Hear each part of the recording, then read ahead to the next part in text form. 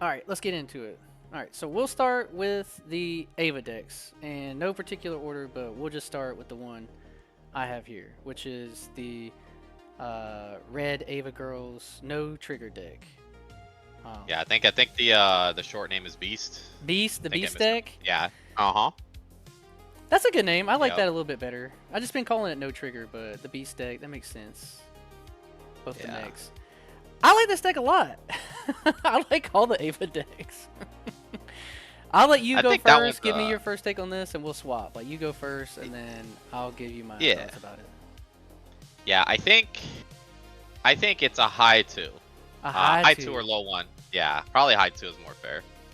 No triggers really means all the triggers. Everything's a trigger. But this is a pretty fragile deck.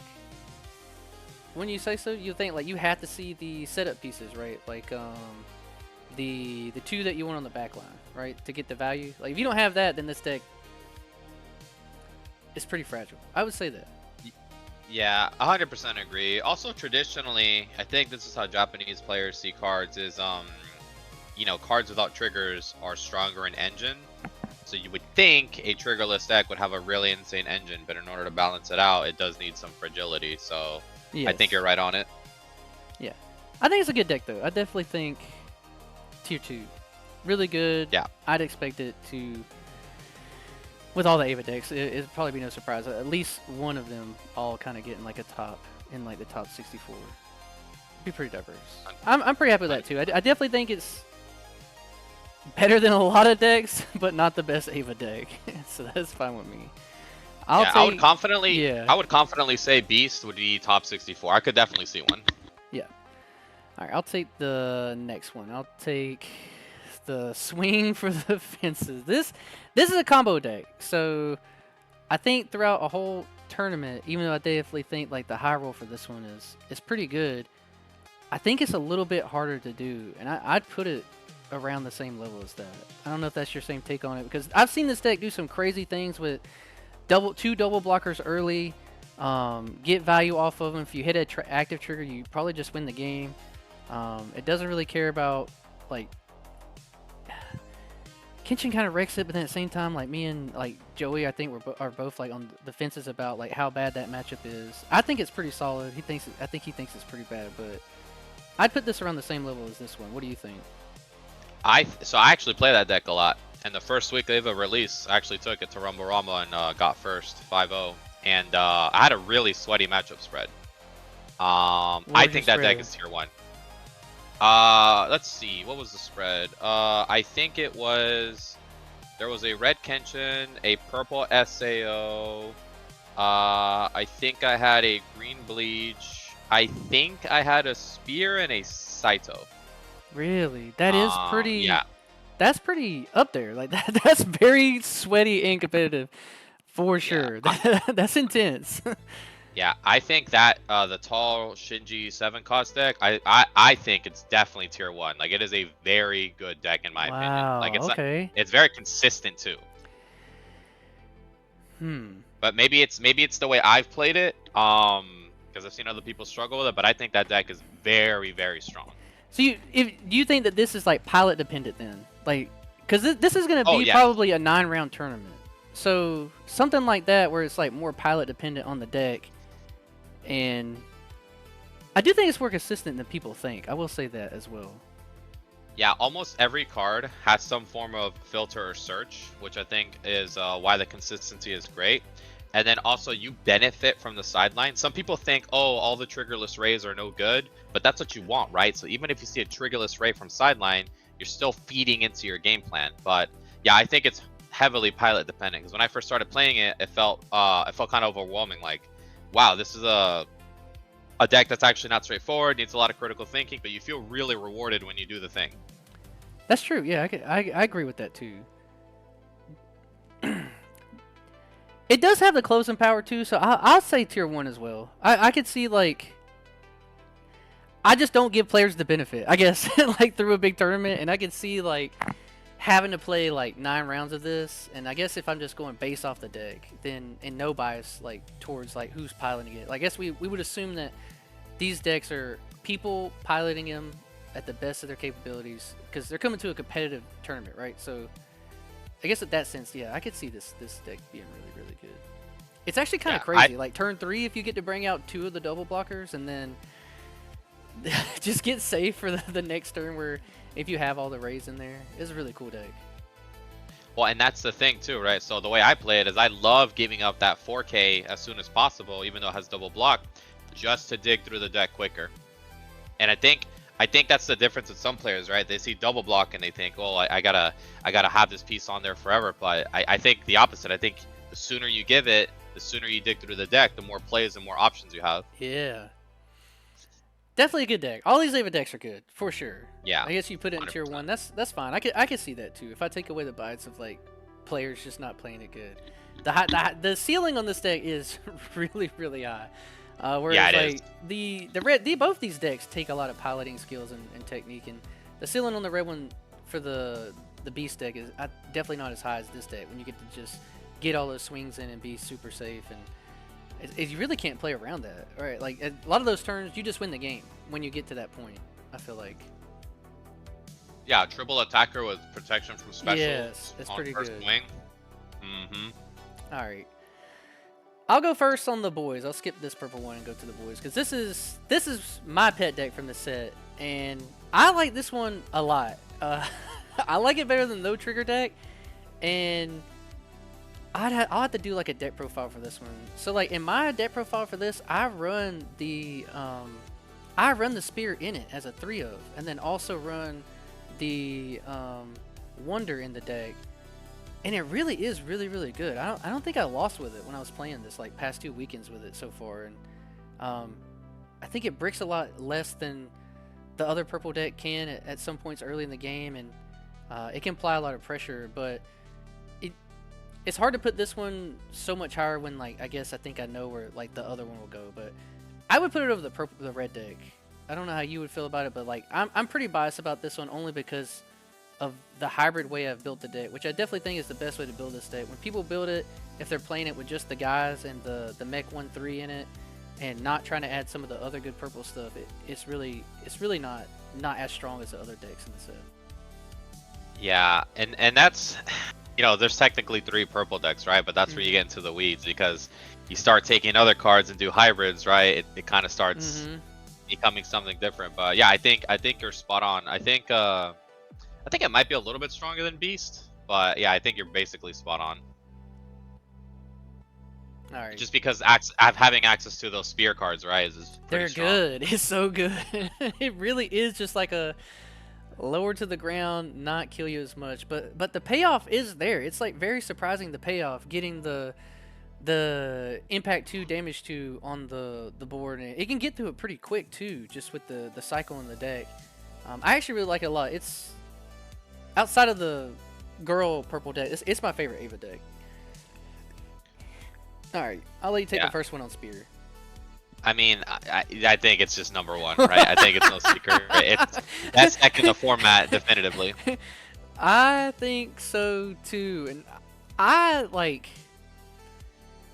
Why do you think it's best deck in format? This is your one. You go first on. Yeah, I mean, I don't think it's like tier 0, right? No. I just think that the deck has the potential to get online early, right? Like turn 3. And then what does the turn 3 consist of, right? Like 1 5K and 2 active 4Ks. And that's the beginning of your board, right? Your end game board just has a lot of like impacts across the board with Papa Misato. Plus it has 8 removals, 4 spears, 4 wonders. It's just getting online is just a really tough wall to overcome for your opponent sometimes. But it's a ramp deck, right? So you might not see it, or you might brick or whatever, but that's the payoff. I think the payoff is so high that there will be a lot of people on this deck, but I don't think the conversion rate for this deck will look really good. I think there will be like a lot in the tops. They'll probably be like 4, like in like the top 16 or top 32, like whatever you want to say. Like I think there'll be like 4 or 5, but it's not as easy to play as I think a lot of people think it is. You can misplay with this deck, I think, a lot on your energy line. And I was like sleeping on this deck a little bit, because it was definitely the deck I feel like I heard most people talk about coming out of Ava, and then I was just like, well, it's still a build 'em up deck, and it does not feel like a build 'em up deck at all. because of like one card in particular, the reduced cost 5-drop Shinji, right? Yes. That card is crazy. It's really kind of wild. Like, that card is insane. Yeah, I think it's a really well-designed card, really well-worded, because it gets all the benefits outside of the field and all the benefits on the field. Yeah, that card's good. So, you know, when this deck came out, I was actually thinking about you, because I'm like, oh, it's a 7 cost. It's basically like the modern Karabika, in my opinion, right? Like, you get to your 7 energy, you're very stable, and it's hard to lose the game from that point. But getting there, yeah, there could be a lot of misplays, right? Especially with all your free actions, and I think there's a big difference between a decent Sphere player and someone who's didn't get, you know, as many reps in. Oh yeah. What do you think is keeping this deck from being like tier 0? Well, like if people are like, well, this deck is that powerful, like why is it not tier 0? Because there's cards in the meta that can deny Wonder. So if you can deny their Wonder from being sidelined, the deck loses a lot of power, right? So if you can bounce the Wonder, push it back or remove it, you know, they lose a blocker, and then they lose, you know, potentially an attacker, and they lose that consistency of searching top 5, adding 2 free pieces, you know, including specials, more spears, etc. So if we were in a meta that didn't have Wonder Denial, the deck would probably be unbeatable. Oh yeah, it'd be really, really, really crazy. I don't know if this will share to. Are you seeing this card? No, I'm only seeing the list currently. The list currently. All right, Yeah. I was trying to bring up the Shinji, but if I just do it through, I do want people to see. I do want to touch on this card. Let's see. Yeah. It'd be an easy search. Because this card is crazy, man. I think it is what Yeah, makes you the talk about deck the 5 deck cost? so good. Yes. Yeah. I think it is absolutely insane, and I don't know how. Like, like it's a really good card. It should be easy. Yeah, here we go. This guy right here. For anyone that doesn't like know the card, this is it, and this is the wording that he was talking about here. Reducing the cost required by this card by 2 while in your hand or sideline, which is insane. So it's just like a 3-drop, 4K, nullify impact, and double energy generator. It does everything. Well, it's a raid target, and it's also Yeah, like and that target too. Yes, the Mari yes, it's so good. for the 6 cost Mari. Yup. Yeah, it's so good. All right, but definitely one of the best decks. Not tier 0. Really, really, really strong deck. I think everyone will be expecting this deck and a couple other decks as well. But to keep it going on, because we can talk about that one forever. The purple girls, purple hybrid deck. I think this is my turn to go first. I like this deck a lot. This deck is really consistent and really, really good. I think it doesn't have as much closing power as I think any of these other decks that we've talked about with mechs. I feel like all of these decks on the list so far all have like this really powerful late game thing that like just says they finally get to it and like win the game, and this one's a little bit harder to get to it with having to be very specific on how you get the double attacker for the Asuka mech, but it can also like close out games. But I think it's a little bit more consistent than the 1-3 deck or the beast deck. What do you think about this one? Yeah, I mean, they hit the Mari, which I was surprised with. The 1 cost searcher, which is an insane hit to their consistency, not only from a search perspective, but from a raid target perspective. You only got 8 now, right? Or is it 10 or 12? Yeah, no, I think it's 8. Yeah, and 8. Unfortunately, like, I think half of them are double energy generators, which is really not ideal for raiding in a lower to the ground deck. Because it's lower to the ground and its win con is early to mid game, I hate to admit that it's better than the Shinji red deck, but I think, right, we have to be realistic with consistency and safety. You know, playing a safer right deck. So yeah, I think it's ahead of the red Shinji. Okay, yeah, I agree with that. I think it's a good deck. This is definitely one of the plays in this deck. In all these decks, I think that's why I like them a lot. They are very unique playstyles, and they make you think. And all the decks are really, really strong. But you can definitely really misplay with the sequencing on this deck if you don't do the minus plays the right way, like before you bring out this particular, like the Asuka mech and stuff like that, right? It makes you almost want to go into your 5-drop first and then go into the 4-drop, which makes the play patterns really weird. But it's very powerful deck. And this is a this is also one of the few decks where people have had to actually choose their order of triggers when raiding, when you raid over the other Asuka, because they can both happen at once. It's the 2 costs with the when raided choose an effect, so it kind of lets you effectively get that the clause for the extra attacks. Yeah, this one right here. Yes, that one. I like that they make cards like this. I think they need to make more cards like this in general. I think it's a pretty unique design. If this card had a trigger, oh my god, this it'd be crazy. Well, and that's what we were saying earlier, right? Like some of the best cards are the ones without triggers in order to balance them out. Yes, exactly. Yes. If this had a trigger and the deck had the searcher, I think this one would probably be the best deck from the set. Like consistent. Yeah, it would be, and it'd be like probably the best deck in the game. Like it's really that good. All right, 100%. I'll let you take the yellow ladies first on this one. Yeah. Tell me first. So they got hit with the 0 cost draw discard, which is unfortunate, right? Because you need that early game search. And believe it or not, it's actually come up where not having that early game Asuka, people neglect that their own special requires an Asuka. So people have been caught with their pants down, right? Missing that like target to use their special with. We had that happen twice this past weekend. Yeah, see, it comes up, right? Yeah. But I think even with the hits, I would still put it BDIF. I think it is a strong deck still. Very consistent, very safe, very straightforward game plan. Still requires some thinking, right? Pilot dependent, but I think it's just solid. It's a very solid deck. I hate that I have to agree with you on this one, because I do think that this deck is the most boring deck from the set. It's just like they found a way to take like the Renji Rush playstyle that Purple Bleach was really known for and like make it really consistent. And you do have to think about it a little bit, but it's just really good Union Arena. Like everything the deck does is just like what you want your cards to do in Union Arena. You don't have to scale very hard, and it just wins, and it's so consistent. I'm not putting it on, like, I agree with you. I think it is one of the best decks in the format, even with the hit.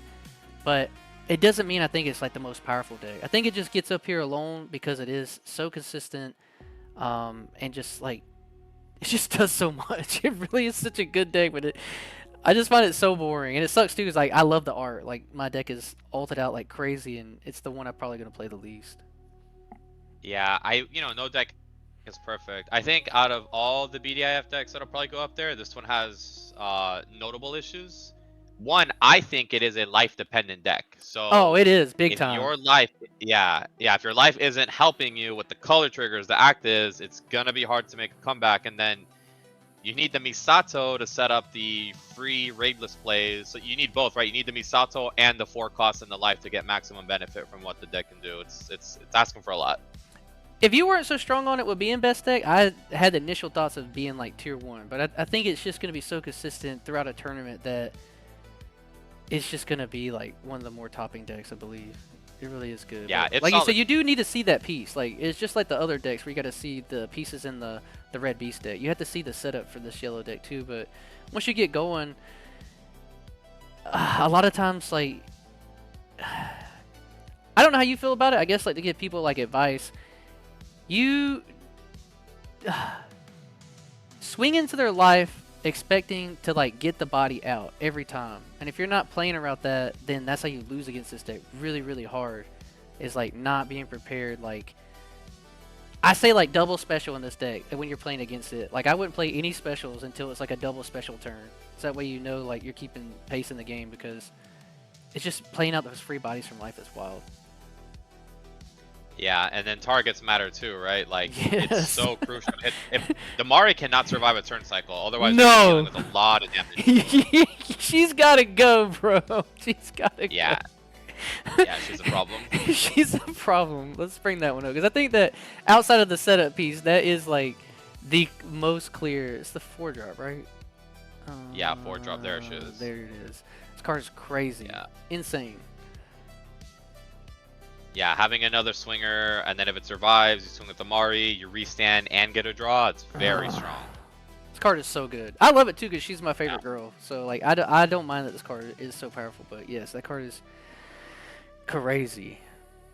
That's All right. good, yeah. That's all the Ava decks, and I don't think anyone would be like surprised about this. I think most people think that Ava decks are super strong and maybe like I don't feel the same way about these decks as I did when Kenshin came out, where I'm like, oh well, everything has to change around Kenshin, and like to me, I think it kind of ruined the game a little bit in a competitive sense, where like those decks did just have a leg up on everything, and I think that these decks coming in make the field more even, as opposed to like turning the top level of the decks to like even more chokehold into like a very few decks. Where I think that these decks coming in are so powerful and so different that like it'll be a more diverse game because of it.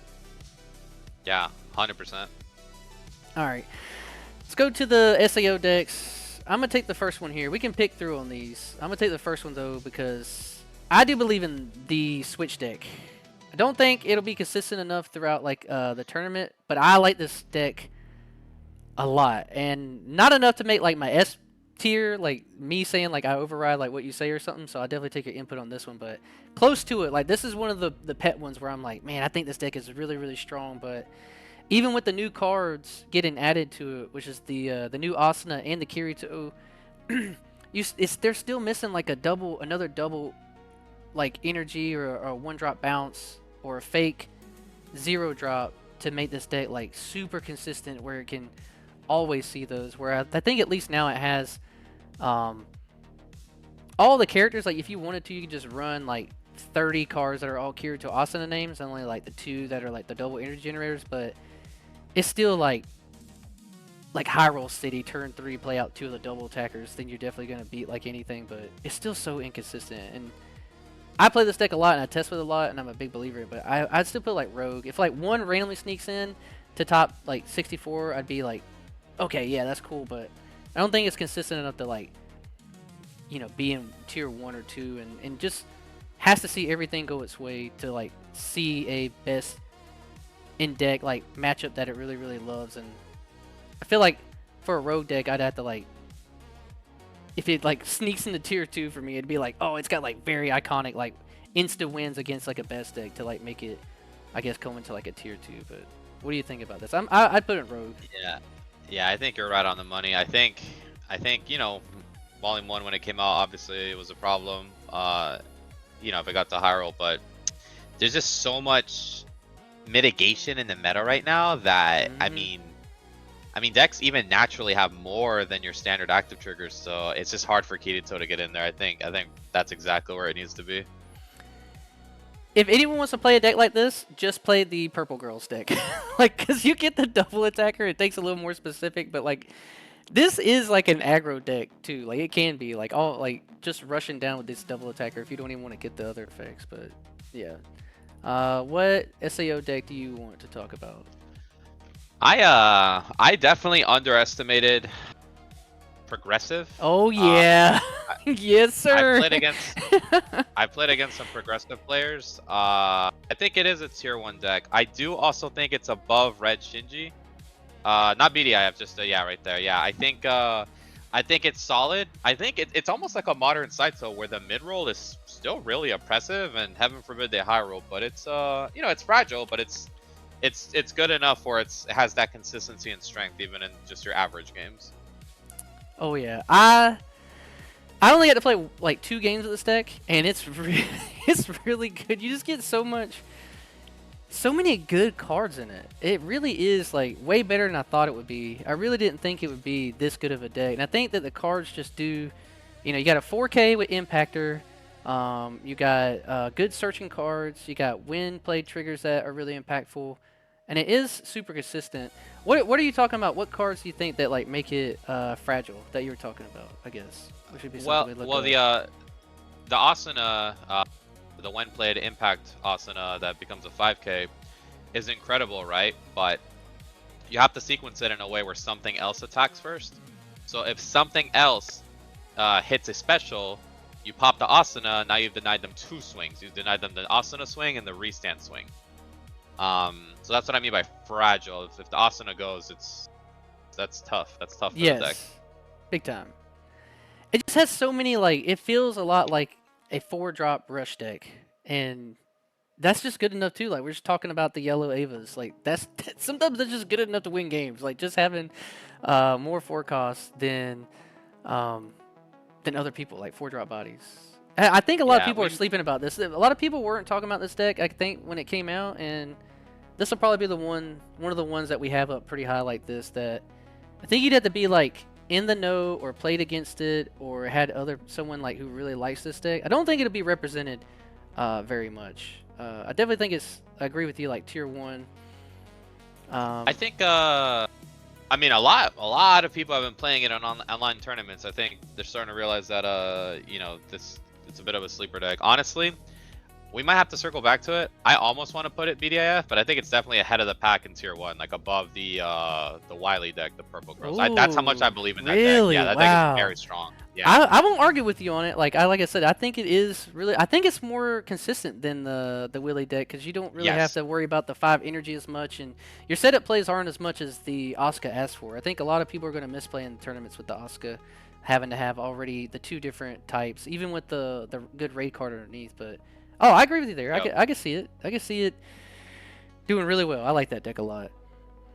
Yeah. All Very right, good. I'll take mine then. I love green snipe decks. That's all obviously like my favorite decks. And this deck got a lot of good consistency pieces. It's got a lot of another 6-drop raid, which it needed a lot. The energy output is a little bit easier, but it's not as good as I was initially hoping it was. The build requires, I think, a lot of people to like take out a 7-drop in it, which is what I had to do to make mine more consistent. And then it kind of takes away a lot of the like push potential where like I think a lot of these other decks close the game out a lot more, and I think this is like a win more deck. Like if you're ahead and your opponent plays bad on like turn 2 and they do put out like 2 raids turn 3 and only get 2 checks out of it, and you're able to go like double sinon kirito, like you can't just win games off of that, and it can be very, very impressive, but it's still like missing something. Like I do really love this deck, and it's definitely going to be like my favorite. Like I still like Yusuke over this as much as like that sounds probably crazy, but this is definitely a better deck than Yusuke, but it is really strong, and I think it is like the premier snipe deck. But I think that people knowing this is like the new best premier snipe deck will make them be able to like get enough practice and play around it enough. And I think through a 7, 8, 9 round tournament, it'll see consistency issues that these other decks won't have to. And I think it's still a good tier 2 deck. I'd be surprised like if one sneaks in top 32, I'd be surprised, but I would expect like maybe 2 in the top 64 or something. What do you feel about the Sinon Snipe? Yeah, I think I don't think this deck is explored enough because I have a buddy who made me a believer. And I think a lot of people play the deck in a way that they think they're supposed to. So I think a lot of people play this deck incorrectly. I think it's actually right behind Progressive. I think it's the best snipe deck in the game. Right behind the yep, there she is. Yeah, I think it's the best snipe deck in the game. I think it's incredible how all the little bodies basically are like 2k, 3k, right? So it's like it's a ramp deck that you almost can't even really rush. It has a lot of consistency with just kind of like the looking at the top. And then that new Sinon raid, being able to draw and cheat out a body, the card is insane. I just don't think people are you know how when Green Saitama came out, people didn't really figure it out until like a month and a half in? I think it's the same with the Sinon deck. I don't think people are playing it the way it's supposed to be, and once it catches on, I think people feel a little bit different about it. But I think the deck is fantastic.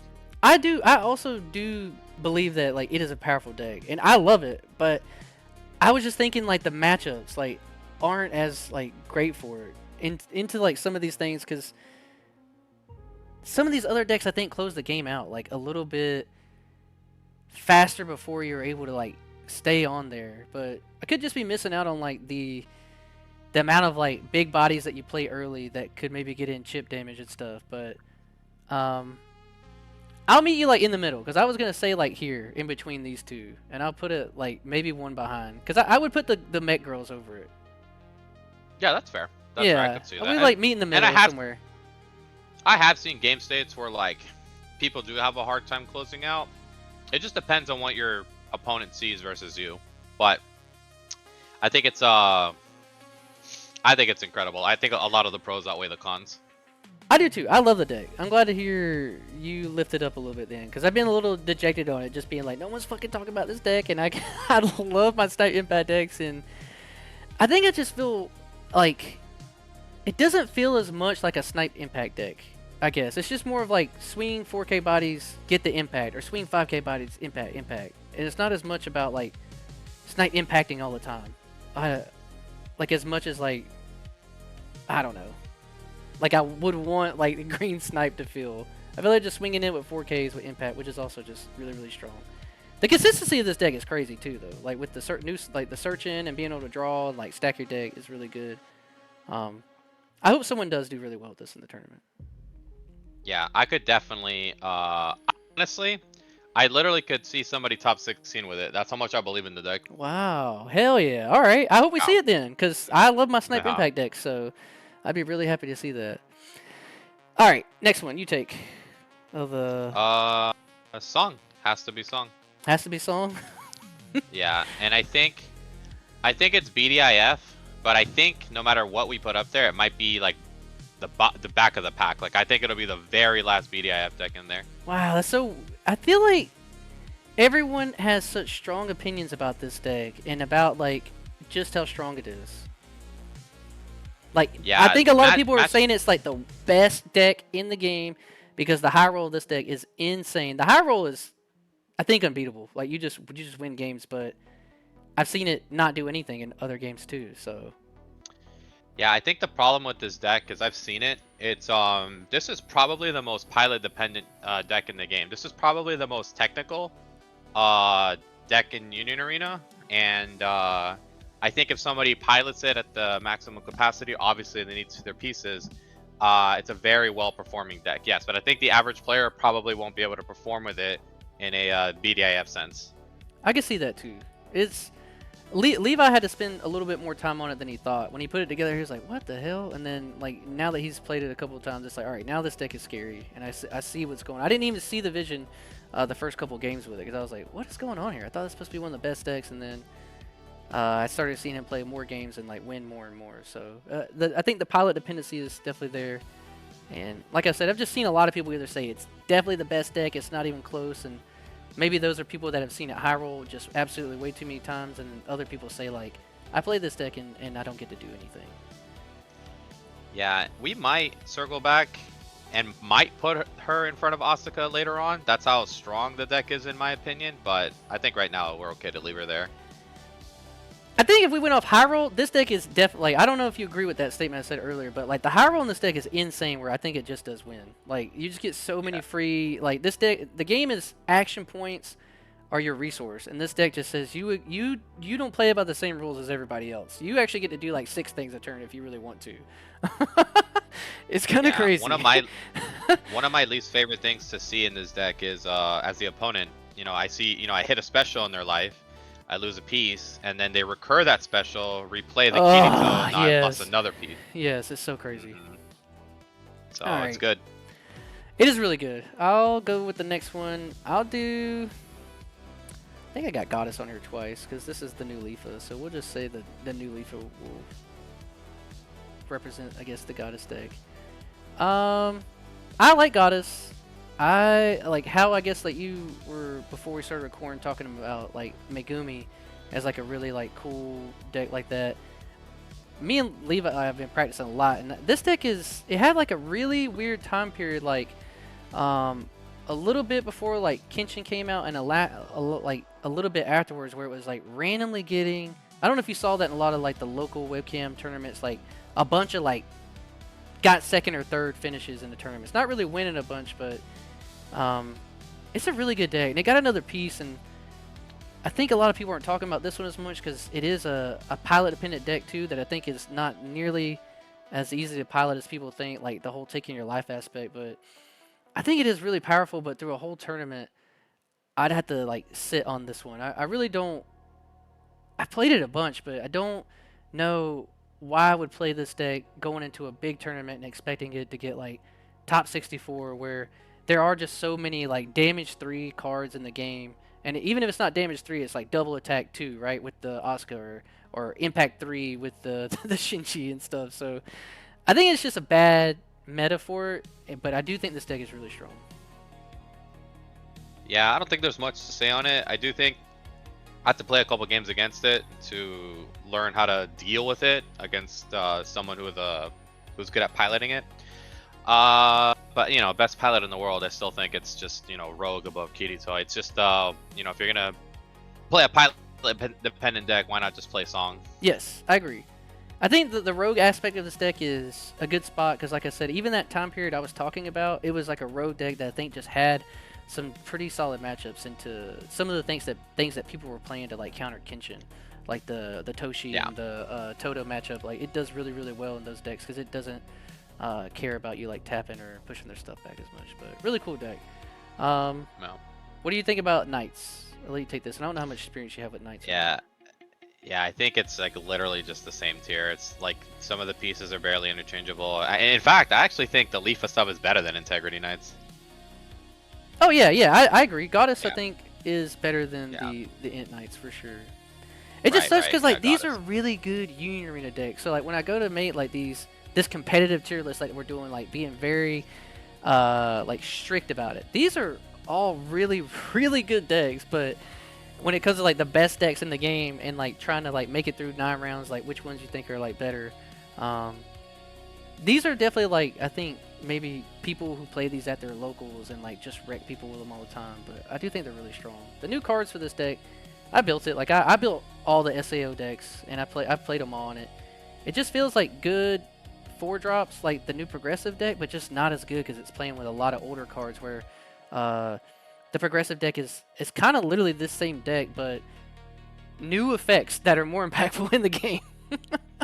Right, 100%. But I don't know if you know about the turns with this deck, though, where you're able to bring up all 4 of your raids and get the 6 checks in, and then on block turns, block out and get your first block for nullify impact, and then boost your board by 1,000. So then you have 2 5k blockers. Which is like the peak of this deck. Like when that happens, but at the same time, like you have to block, lose a body to get that, to make your other 2 bodies now like really strong. And I think these other decks don't care about that. They'll just swing anyways. Yeah, and I think that's the strength of a deck, right? Consistency. Like how many games does it take for that to happen? So, yeah. All right, let's switch up. Go to One-Punch-Man. Since you brought up One-Punch-Man, let's talk about the One-Punch-Man decks because I like these decks a lot. I think it's just the 2. I really can't think of another one to have put on the list, but the green and the yellow. Like these are decks that have been in the game for a while, and even though it was NA exclusive, I think these decks got dropped a long time ago and didn't get as much time to shine, but they're all very powerful. I'll let you pick which one you want to talk about because I played a bunch with both of these decks. Yeah, I'll start with green. You know, when green came out, obviously it was a terror for a little bit, but it's just a life dependent deck, and it's just rogue right now. You know what I mean? These decks out there just have too much in their engine. So even if you starve them, right? Even if you don't swing at their life, their engine is enough to just close out games. I agree. I do think that these decks seeing everything perfect and one of these other decks just slowing down, that's where these decks like thrive, where it's like you started off slow and this deck always does what it does. And I always see in like forums and like all the servers, like people are like still complain randomly about this deck because there's like some dude at their locals that won't drop it and then randomly like still beats some of their decks. And I think that's where a lot of the hype for the One-Punch-Man stuff still comes from, is like those situations. It's probably in the head of the pack of rogue because, like, again, it's life dependent, right? So if they see that all specials and king and the life, it's still going to do it. So. I mean, and it still just has a win con, right? Like it still just does the One-Punch-Man shenanigan things. Like it can just still win games by doing that if it just gets there. I'll take the yellow one. I think that this is it's more consistent than the green deck, and I like it a lot. And I honestly would put it still above like these SAO decks. I'm pretty high on both of these One-Punch-Man decks as like rogue decks that do their thing and they do the same thing they've always done, and it's good enough to win games no matter what they go against if something doesn't see like exactly what they need to see all the time. And I think that's where these two decks will just always be at, which I like decks like that because they're just like inevitabilities. Like if someone's playing this, you know what they're gonna do. They either do the things or you win. All right, Goddess. That was all the One-Punch-Man decks. Let's go Kaiju. Let's do some Kaiju action. I still like all these decks too. I know this was the new hotness when we went to our regionals together, right? All these Kaiju decks, and Yep. I think all the Kaiju fans are fake, man. I hate to throw like a lot of people like out like that, but for all the hype that I heard for these decks, and I think they're all really good decks.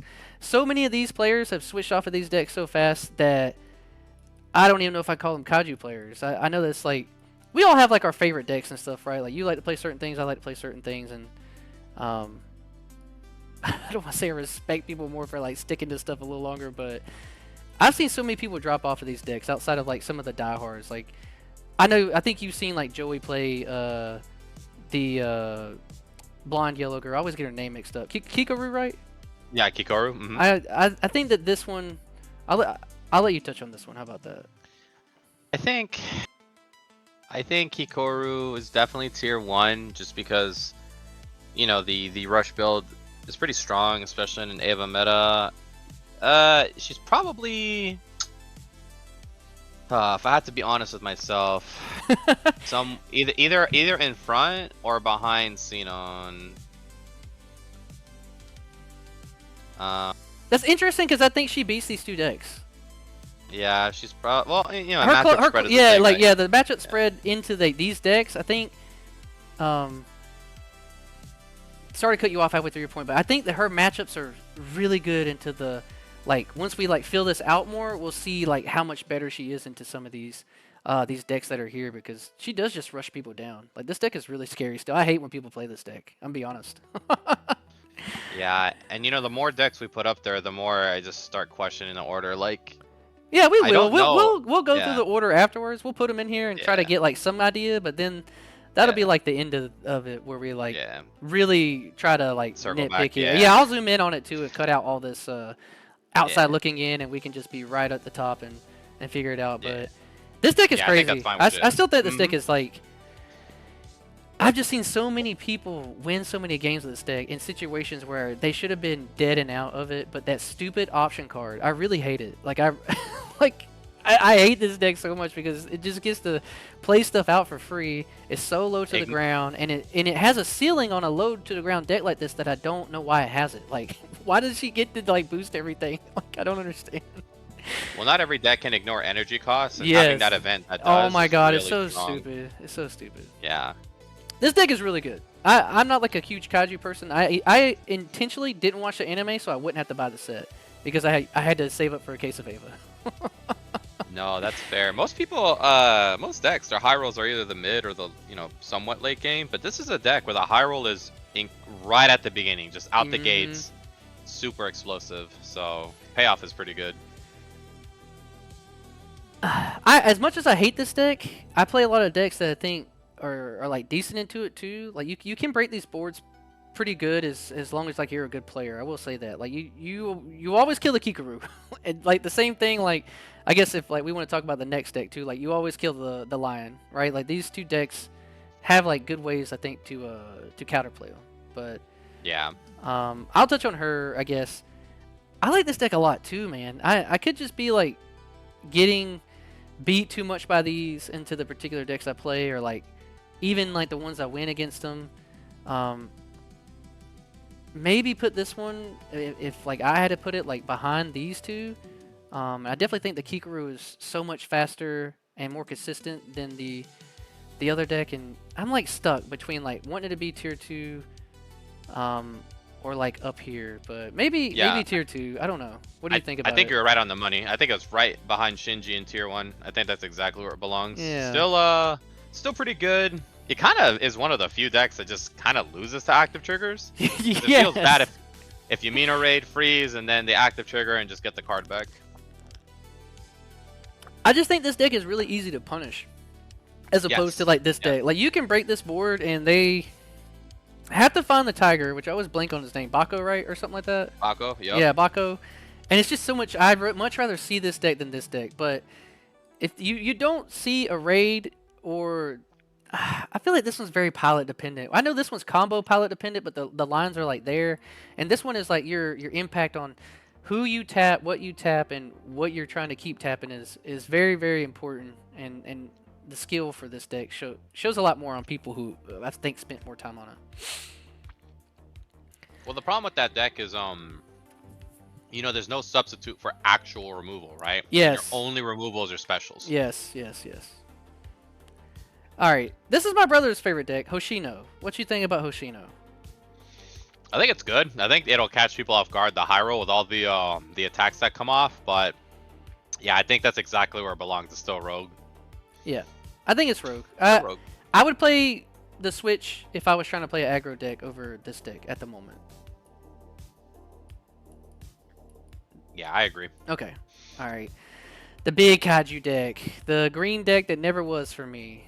Should have been everything I wanted to play in a green big build 'em up deck, but I don't like this deck. I know it's still a solid deck. It doesn't feel like the kind of green build 'em up deck I like to play, so it's part of the reason why I didn't play kaiju. But it is a strong deck, and it's just something about this deck when I see people pilot it, and the lines are always the same thing every time, like tap, untap, tap to draw, play the character. You either saw the 8 or you didn't, and if you don't see the 8, I don't think this deck wins very many games without the 8. And but if it sees everything, this deck, it can be very very impressive. And I don't know. What do you think about this one? I'm very torn about this deck, and I don't have a lot to say about it, to be honest. It's an interesting deck because like you do a lot of stuff or like Yes. for like no payoff.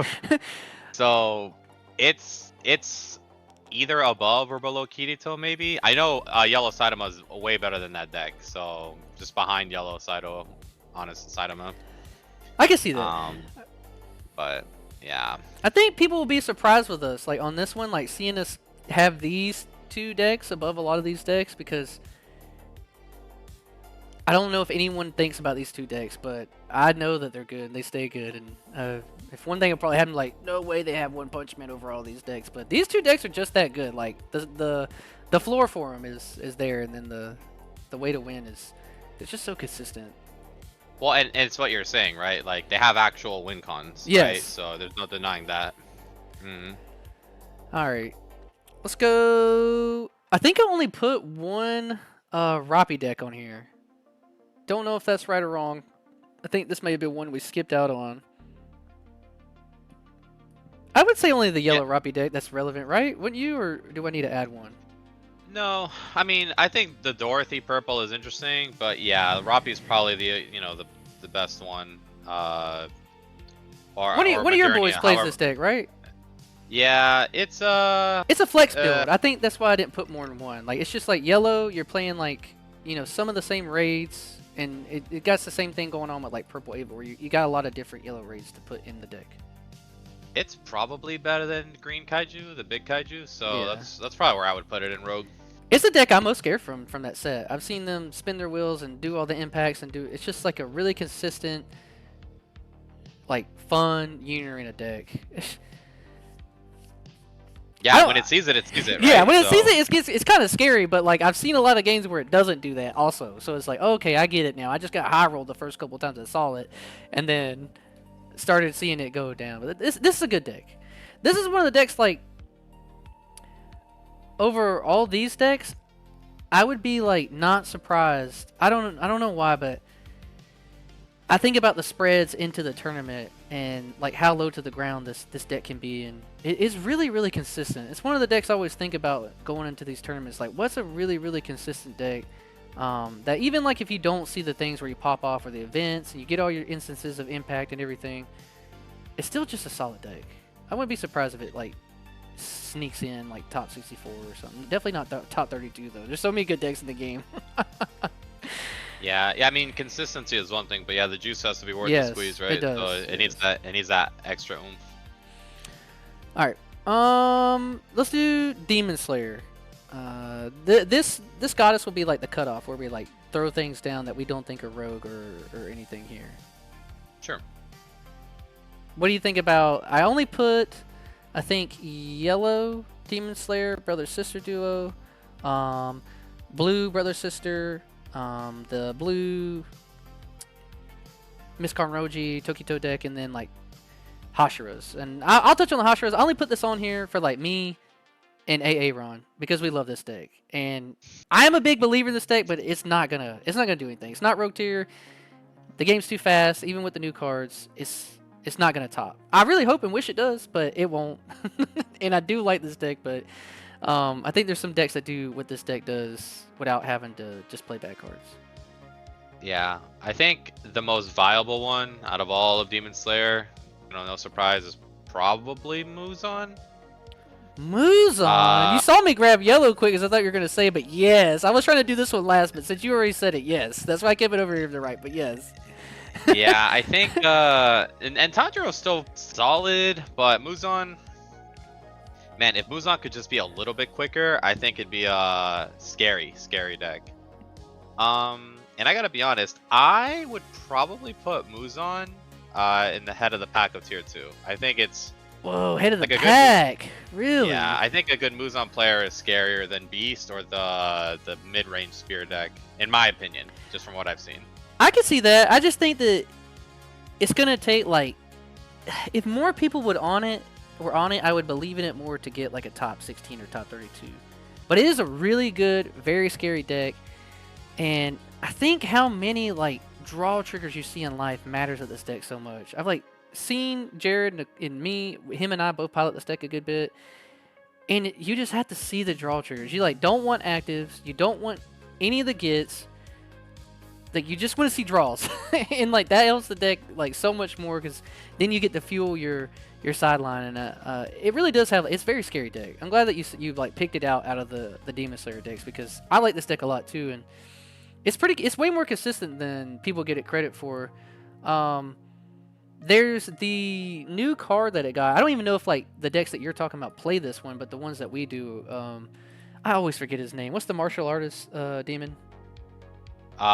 Wait, I don't watch Demon Slayer. Asking the wrong guy. Oh my god. Anyways, like yeah.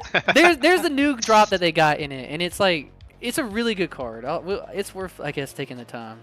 I just know for Muzan, they got their binder card, the Akaza. That's who I was talking about, was Akaza. Yeah. So this guy right here. Yeah, that card is insane. Yeah, so this is what I was bringing up. This is who I was trying to bring you up. This card is crazy. This is what makes Muzan viable right here. This card alone. It's just so good.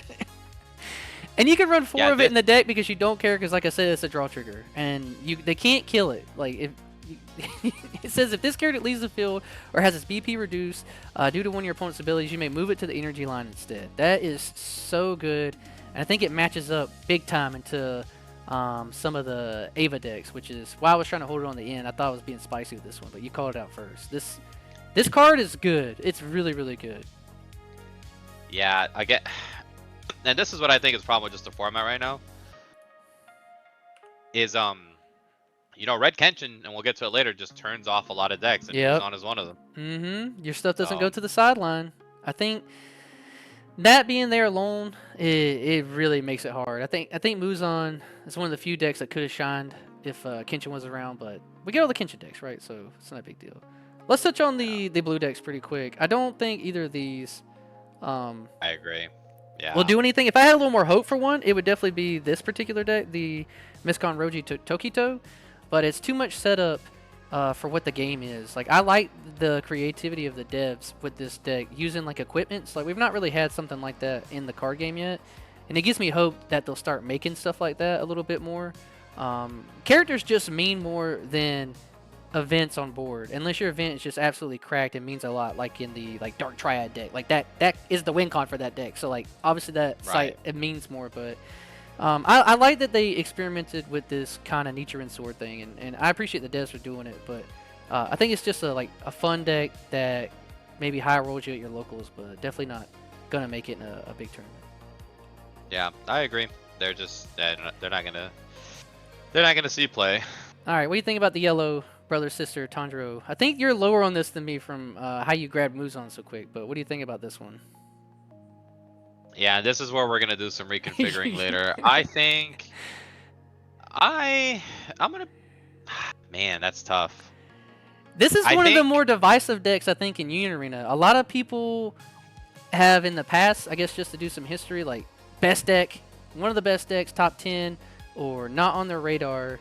And I understand why people think that, but what do you got to say about it? well, multi-swing decks are always good, right? Because they can kind of punch a hole in your opponent's board differently. It does have access to the yellow color trigger and new support. It's probably for now probably like way back in tier 2. Maybe it'll shift to rogue, but I think it's definitely better than a lot of the rogue decks. I think Base. I think this is like if anyone watches this or listens to this, if you want to play a rogue deck and like have a pretty decent time, I think these tournaments, this would be like one of the ones like I would pick. I like this deck a lot, but it is really once again like pilot dependent, and I wish I could take that part out of the deck like when we're talking about them, but it is a big part, and you not managing like your Nezukos in this deck, like just having to have like like this deck is different. Like this deck is kind of similar where you need the dog out, right? Or the lion, whatever he is, tiger. Yeah, and then, Mako, yeah, yeah, the tiger. and you need Nezuko out in this one. But like Nezuko is a raid that you want to have out too. So then you're like committing 2 cards where like it's just a little bit worse version of her with less control, a little more aggro, but like your random tag-along friend, which is your sister, isn't like just a base card that you never have to raid. So like she requires 2 cards, whereas the Baku only requires 1. And that's like my like in-depth thing about it. And I really don't have too much to say, but I do love this deck. I think it is a very good Union Arena deck, and I think it is one that definitely deserves more people to be playing it because I think it's pilot dependent. It's really strong, but we'll see. I think I know how to fix this list because it's bothering me. I think you're probably right. I think Tanjiro is probably going to be first in Rogue for a while while we get through the list. So it's probably going to be above Green Onepunchman, in my opinion. And then if I have to be honest with myself, if the player is good enough, right, I think I'm more scared of a Green Onepunchman than anything in tier 2. And that's I'm just kind of staring at this list and it's bothering me in that aspect. So I think Tanjiro goes number 1 in Rogue. And then Green Saitama for now is probably first in tier 2. Just because of the life dependency and piloting, Green Onepunchman I think is just probably has more output than the other 3 decks in tier 2. Oh, yeah. It has almost more output than anything in the game. I'm cooking with you here. I agree with this. That's fine with me. I can see that. That'll make it a little bit easier too to like think about these decks because I love Green Onepunchman and I don't know why more people don't play it because it is still just stupid and scary like when it pops off or does its thing. But I do think Green Saitama is probably ahead of Muzan. Like ahead you went in like here. Yeah, exactly. Yeah, Oh, I think that looks more right to my, like visually. I just had to just sit on it for a bit, in my opinion. So you would say like this could get a top 64. Yes, top 32 even because Top 32 I mean the high roll in Onepunchman, right? I mean seeing it turn 4 is just atrocious, right? Like damage 7 turn 4 is insane. The game's pretty much over at that point. It is. Yeah, it's so good. Yeah. I agree with you. I love this deck, so I have no issue putting it there. And we do always see one. I think in the one that we went to, there was a guy who was like me and just bubbled out on being top 64. He was like 3 spaces ahead of me at like 69 or 70 or something like that, and he was playing Green Onepunchman. But he had a 5-3 record. So if he had not bubbled out, that's a top 64 finish for a Green Onepunchman. And I like it better into this meta than probably what was going on there, which was just Kenshin and Toshis and Totos and Saitos. So sweet, man. Yeah. We getting a lot out of Onepunchman then. The meta-defining deck, apparently. Let's have a for fun one. I'll touch on my UU decks, and you can let me either fanboy about them or tell me I'm coping on them. I think that the Kurama deck is definitely not there, but I do think Yusuke's a rogue deck. Surprise. Yeah. At the end, baby. And hear me out, right? So you're not gonna see as many Kenshin matchups, right? Like you're not gonna see as many red Kenshins, and we'll say me. We'll just say or a generic good pilot person into like a good Kenshin matchup, positive, right? Maybe someone else takes this. They're also a Yusuke fan, and they get to play against a lot of other decks that are trying to build up.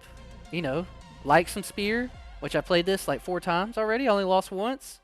Uh, really, that's the main one because the other Ava decks really like shit on this deck. But that matchup is so good. It's really, really, really good. Like you force them to block. Like think about a lot of these like meta decks. If you force them to block outside of the like purple decks that want the value or the red deck that wants the value in the sideline anyways, if you're breaking their boards with the Kurama or Kurabara, which is also here, that deck that's nowhere in. But I run it in my deck, and it's just a really good piece. Like force block in the Ava decks, also a thing that makes them good into the meta. And I think with the Kurabara package in this, like you're force blocking people, and then if you could control the boards. But it's just the same issue that this deck will always have, which is like consistency. And I'd put it above like the Kaiju deck. But I'll let you pick on this one. It's definitely going to be in Rogue somewhere for me, and I won't let it go out, but you can decide where it goes, I guess. Yeah, I think I can't remember it's a 7-cost Yusuke, right? Is it always a 5k? It's always a 5k, yes. Yeah. So I always tell folks a 5k is a 5k. It right? is. Sometimes that's just enough to mitigate damage. I think it is above Kaiju.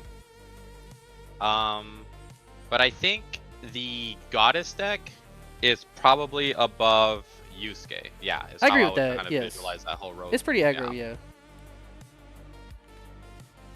So not garbage, right? A 5k is a 5k, and 5K. I've seen people put in work. I just I've never. I know you're not a believer, never been a so that's why I believer. let you. Yes. Yeah. Hey man, snipe, impact, tap a body down. That's pretty good. Honestly, and so the thing is, like, you played with this deck, right? And you were able to get like basically top 70, right, in a Kenshin meta. So like, you did your thing. Had my tiebreakers gone different, top 64. Yeah. But yeah, there it is. I could have been anywhere between 48 and 71, and I was 70. Yep. Yep.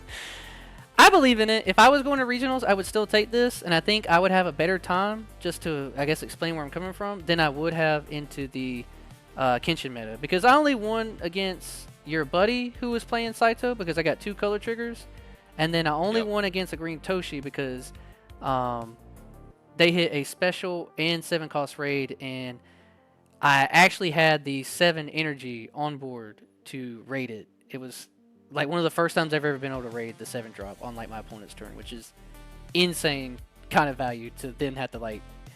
If anyone raids a raids a 5k body out of life and you've already swung and you can't play specials, it's pretty good. Yeah, I mean, when you see it, you see it. Yeah. One of my teammates says it's better to be lucky than good. So, Yes.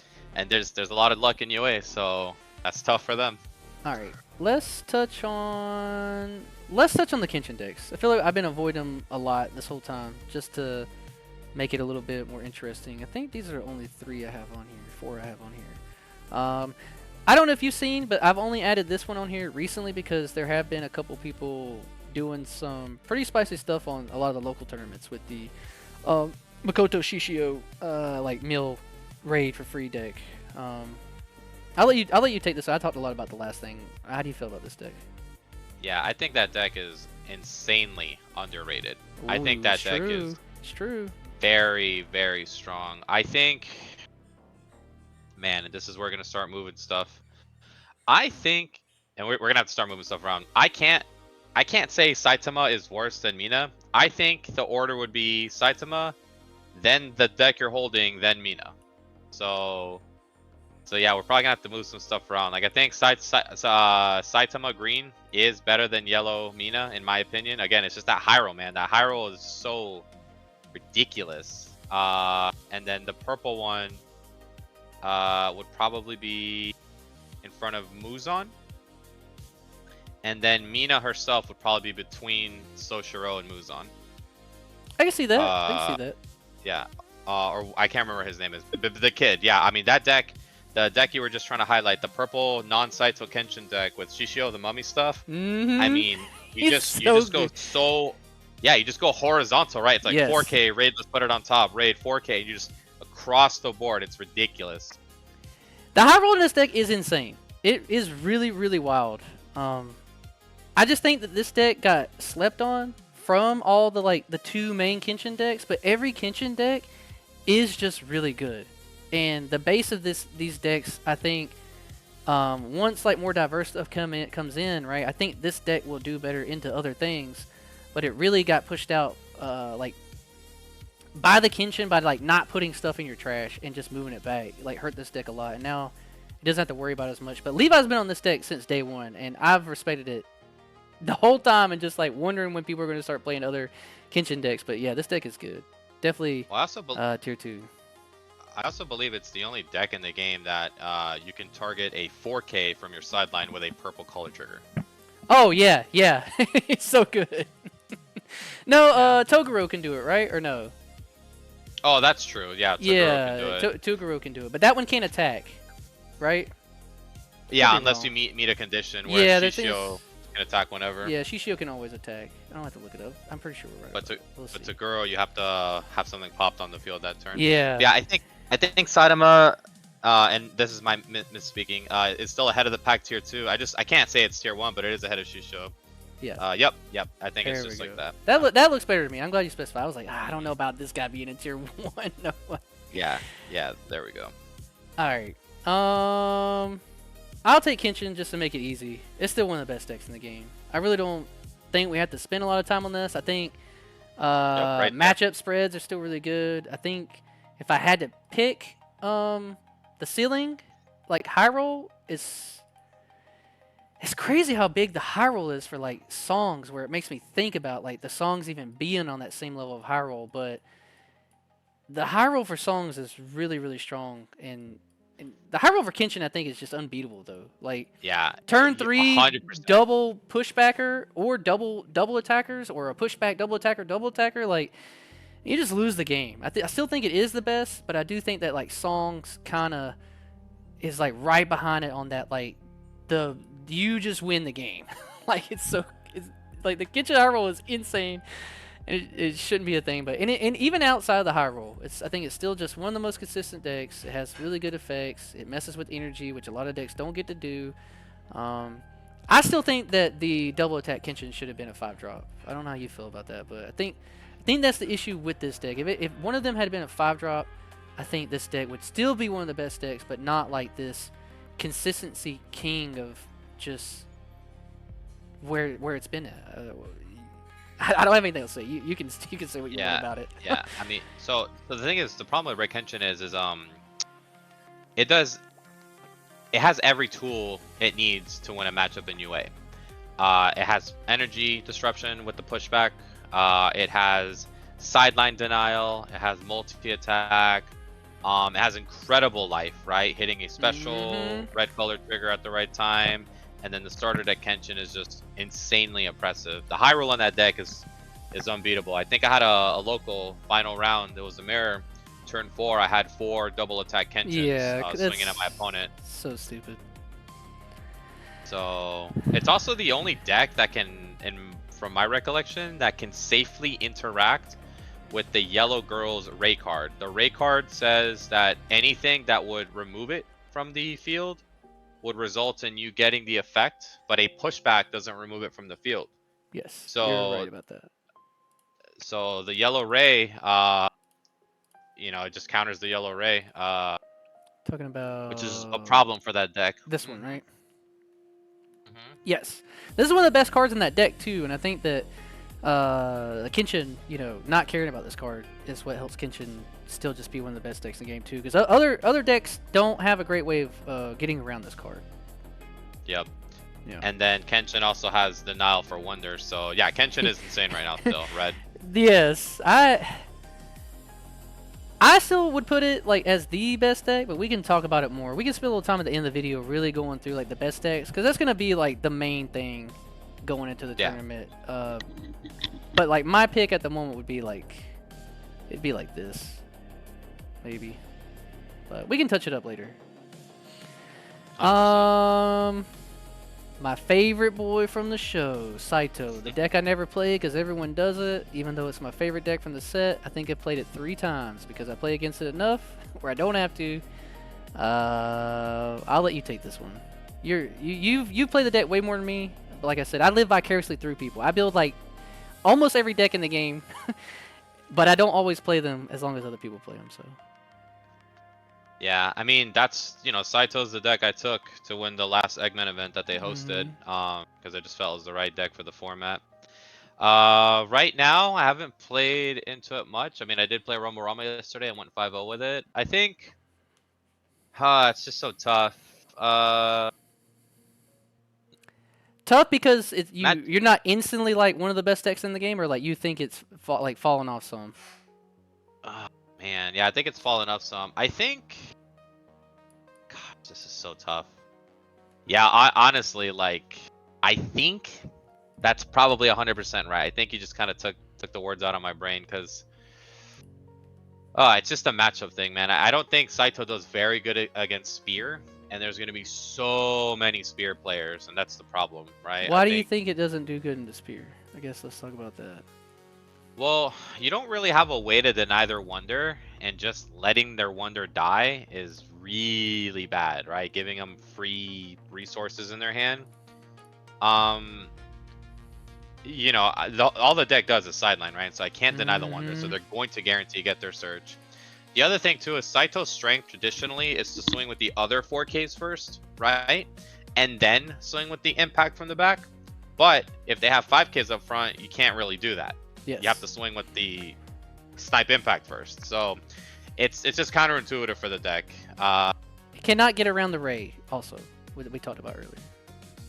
Yeah, with the exception of like, it depends on how you swing. That was actually the finals I had yesterday. It was my Saito versus Creamy's yellow Ray. Oh, cool. Yellow sisters, but girls. But he wasn't able to see much. But yeah, probably there for now, Saito. I don't know. It just depends. I believe in progressive so much. Like I'm not even sure if Saito's above progressive, but that can be discussed for later. I think the one card, because I don't want to forget, there's a card that me and Levi were talking about that's in the progressive. I think it's the color trigger that helps a lot in that particular. This lady. Oh man, that card is. This card right here is the issue in the match. I feel like when we saw this one against going each other, it's so good. Yeah, it can be. I don't know. It feels like it's really hard to utilize that card when I tried using progressive. I'm trying to think about why you feel that way. Could just be the nullify impacts. Like you want to get over the Kirito. You kind of have to take it out, or they just keep swinging back on you. Then you miss out on the nullify impact. Yeah. Nullify impact is really, really good into Saito, and it's part of the reason why I said like I liked my Yusuke, because I felt like a lot of people, even though I played 3 Saitos, I only lost to 1. High rolled your buddy with life, definitely just smashed the other one down, and then the one I lost to, I hit like 2 specials and 2 Saito raids in life. But nullify impact hurts this deck a lot, and if decks have the nullify impact, it really puts it off. And there's a lot of cards in this set that just have that too. Like in Ava, there's a couple of cards that just have it, and then there's a couple of cards that just say that you can't block it with Saito, and if Saito can't block and they just take the life, you don't even mind trading like your 4Ks. But I'm with you there. I think Saito is going to fall a little bit, but it's still like, I wouldn't be surprised if 3 of them got top like 32. Like it could just be that. I don't know. Yeah, I think I remember why progressive is ahead of Saito now. It's because progressive can successfully deny wonder because of all the Mito cards, making wonder not be able to block. That's why the Mito stuff works, because they have that card down there. The if you go to the bottom left, the Mito, So you combo her with any minus, wonder can't block that turn unless they see an active trigger. But if they see an active trigger, they're not going to get the resources anyway. Yes, true. So I do think progressive is ahead of Saito because of that. I can see that. I think. Yeah. I think progressive is going to make its way into one of the best decks. We tried to put it there earlier, but I think it's definitely going to be there by the end of this. All right. That was. Oh, we're missing one. This Yeah, deck is I don't even crazy, think that's man. rogue. Like it. I would just put it down here outside looking in, but results in like these random tournaments where people let their opponents do these 6-turn swings into them. I don't know.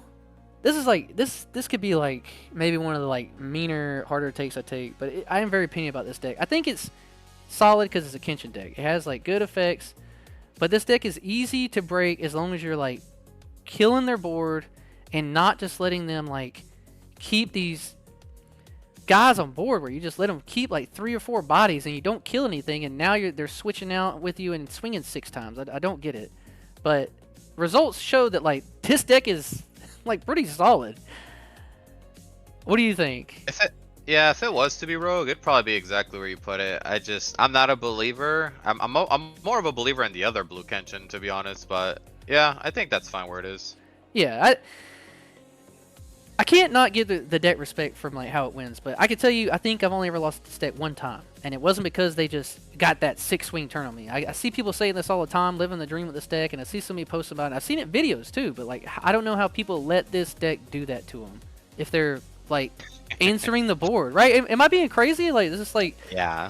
like it's one of the worst decks from Kenshin, and I just does have still have good cards, but I don't know. You just special every chance you get. Don't let him keep anything on the front line that's his name, and it doesn't get to do that. I don't know. But we'll put it here. We'll put it Yeah. bottom row, right? Both of us, like, if it sneaks in, someone High Rolled City all day, I guess. Because 6, like you were saying, 5K bodies are like 5K bodies. Six swings in a turn is 6 swings in a turn. Like, it is kind of nutty. That's true. Yes. Yeah, that's true. I just don't believe in it as much. Like, I'd take any of these decks to like averagely like beat this on curve, but we could be wrong. Maybe 3 of them show up. I doubt it though. All right, let's do. Oh, we went to Yusuke and I forgot about this deck. Actually, it was just in there. I don't know how I forgot about it. Let's go back to Yu Hakusho. What do you think about Toguro Brothers? Yeah, deck has always been incredible. I would probably put Toguro. Oof, tough. You see where I'm hovering it. I don't know if this is your vibe, but like Yeah. I love this deck, and it eats. You can finish what you're saying first. No, I think you're hovering. I mean, it's definitely above Sinon. Ah, man. It's It's so good, dude. Like, it's better now because, Yeah. like I said, like more people will be on these Ava decks, less people will be on Kenshin, and the worst thing, like you could see early, like even the Kenshin matchups aren't bad. Like this deck sees what it sees, and it does the turn 3 damage 3, blow up your board minus 1,000. And I don't think it matters what the other person does. I think if you see what this deck does, it does its thing, and it really doesn't care about what anyone else does, unless your character like has some way that says it can't be BP reduced, or like it just hard loses into like One-Punch-Man decks, like because they can't be killed or whatever. But I've always believed in Toguro Brothers, and it's my second favorite deck from Yu Yu Hakusho, and I hate saying that it's a better deck than Yusuke, but I think when this deck sees everything and it does that turn, and I think it is better odds than people think. People think it's like 1 in 4 games, but I really think it's like 50-50 with this deck, that it'll just do the turn 3 damage 3 blow up a board. But I think that's so powerful, and if it just does that, any deck is on the back foot in the game if your opponent does this to you. I don't know, like maybe that helps you like clear up what you're gonna say. Yeah. I think Toguro is probably higher than Kikoru. I really want to say Willy the girls, but we'll just leave it above Kikoru for now. Kikoru, okay, that's fine. I was gonna put it in between. I was Yeah. just thinking like throughout a tournament, maybe Kikoru like sees more things, but if we're just going like if all these decks are performing the same way, like definitely a little bit better. But Well, the turn 3 dream is not I don't want to even call it a dream. Like people, I feel like people meme on this deck, and it's not a meme. It's really consistent, and it does it in my games that I play. Maybe if I'm like trying to lowball it 45%, not exactly 50%, but 1 out of every 2 games I'm playing, like we're doing 2 out of 3. 2 of the games I'm turn 3, definitely blowing up your character, minusing your board, and swinging for 3 checks. Like it's so good. I don't think that deck's a meme at all. I think it's terrifying. Yeah. And the results speak for themselves. 2 months ago was the Florida regional. Yep. And one of the top 16 was Creamy on Toguro Yes. and a Kenshin heavy meta. Yes, exactly. So it's a very strong deck. It's just maybe not as consistent, and it doesn't outside of the package of the 5-drop raid, it does just do the one thing, right? It's not doing a whole lot else outside of that, which is maybe like a downfall. Like, but you can't stop it, right? Like you don't stop this from happening, which is the best part about it. Yeah, the thing about Toguro is like some other purple decks is you know, it's a big draw engine, and if you see your extenders, then you get to keep playing, keep drawing, and get your wins out there. So that's the only downfall. If you don't see your extenders, that's tough. All right, let's touch on some FMA. I'm gonna explain why I have greed on here. This is like the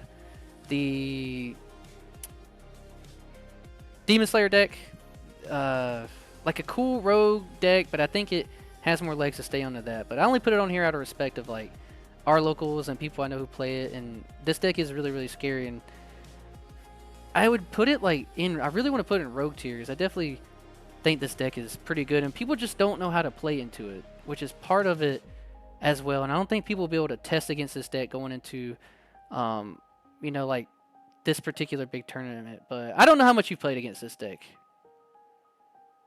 I played against it quite a bit. I don't think much of it. My teammates think pretty highly of it, but I know just they don't do. see it. Yeah. Yeah. You think rogue then, or like not just outside looking in? Like you don't even think there's a chance. I just think there's too many people that I respect also that like talk about this deck where like I can't not bring it up.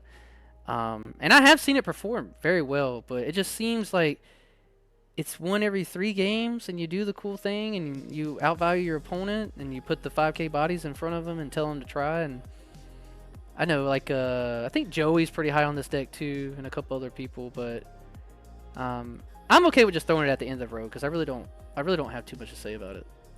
Yeah, that's fine. I definitely think it's, if these people believe in it, I think it deserves to be like at least down here for us to say like rogue, and then not on outside looking in. I've seen it win some cool matchups. I don't really believe in it too much. Roy Mustang, what do you think about the Roy toy, the man himself?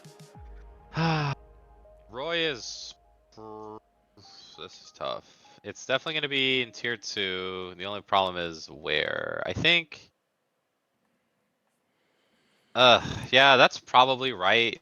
Because again, removal is removal. So I think that's where it belongs. It's just, you know, same issues it always has. You need to see both pieces, and if one of them gets removed, you better hope you can replace it on your turn. I think that Roy found a really niche spot where a lot of people were playing Roy, and I think based off of the volume of people on it in that particular meta where he was just kind of wrecking stuff. But now people know just to take out the Rizas, right? Like you just kill Riza, Roy doesn't do anything without her. But I do think I would find it hard, like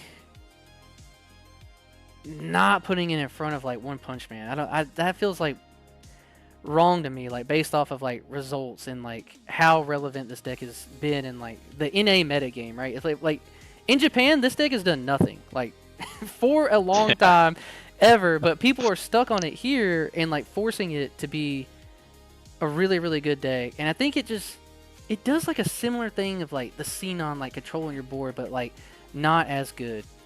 I don't know, like. Yeah, no, I think you're spot on. I think you're right. I think it probably is better than Green Onepunchman. I'd probably live like that. I think Roy's issue is, well, one, if you just take out the Roy, right, then that's an issue. But two, I think it struggles against 5k decks, and there's a lot of 5k decks. Yes, so, exactly. That's a good point. So, yeah, that's probably right. What about the brothers? Man, it's, dude, in all of FMA's existence, I've only semi-believed in Blue Roy. Every other deck, I don't see it. No. I don't see it. This is very pilot dependent. I just don't see it. I'm not a believer, and I know a lot of people don't like that.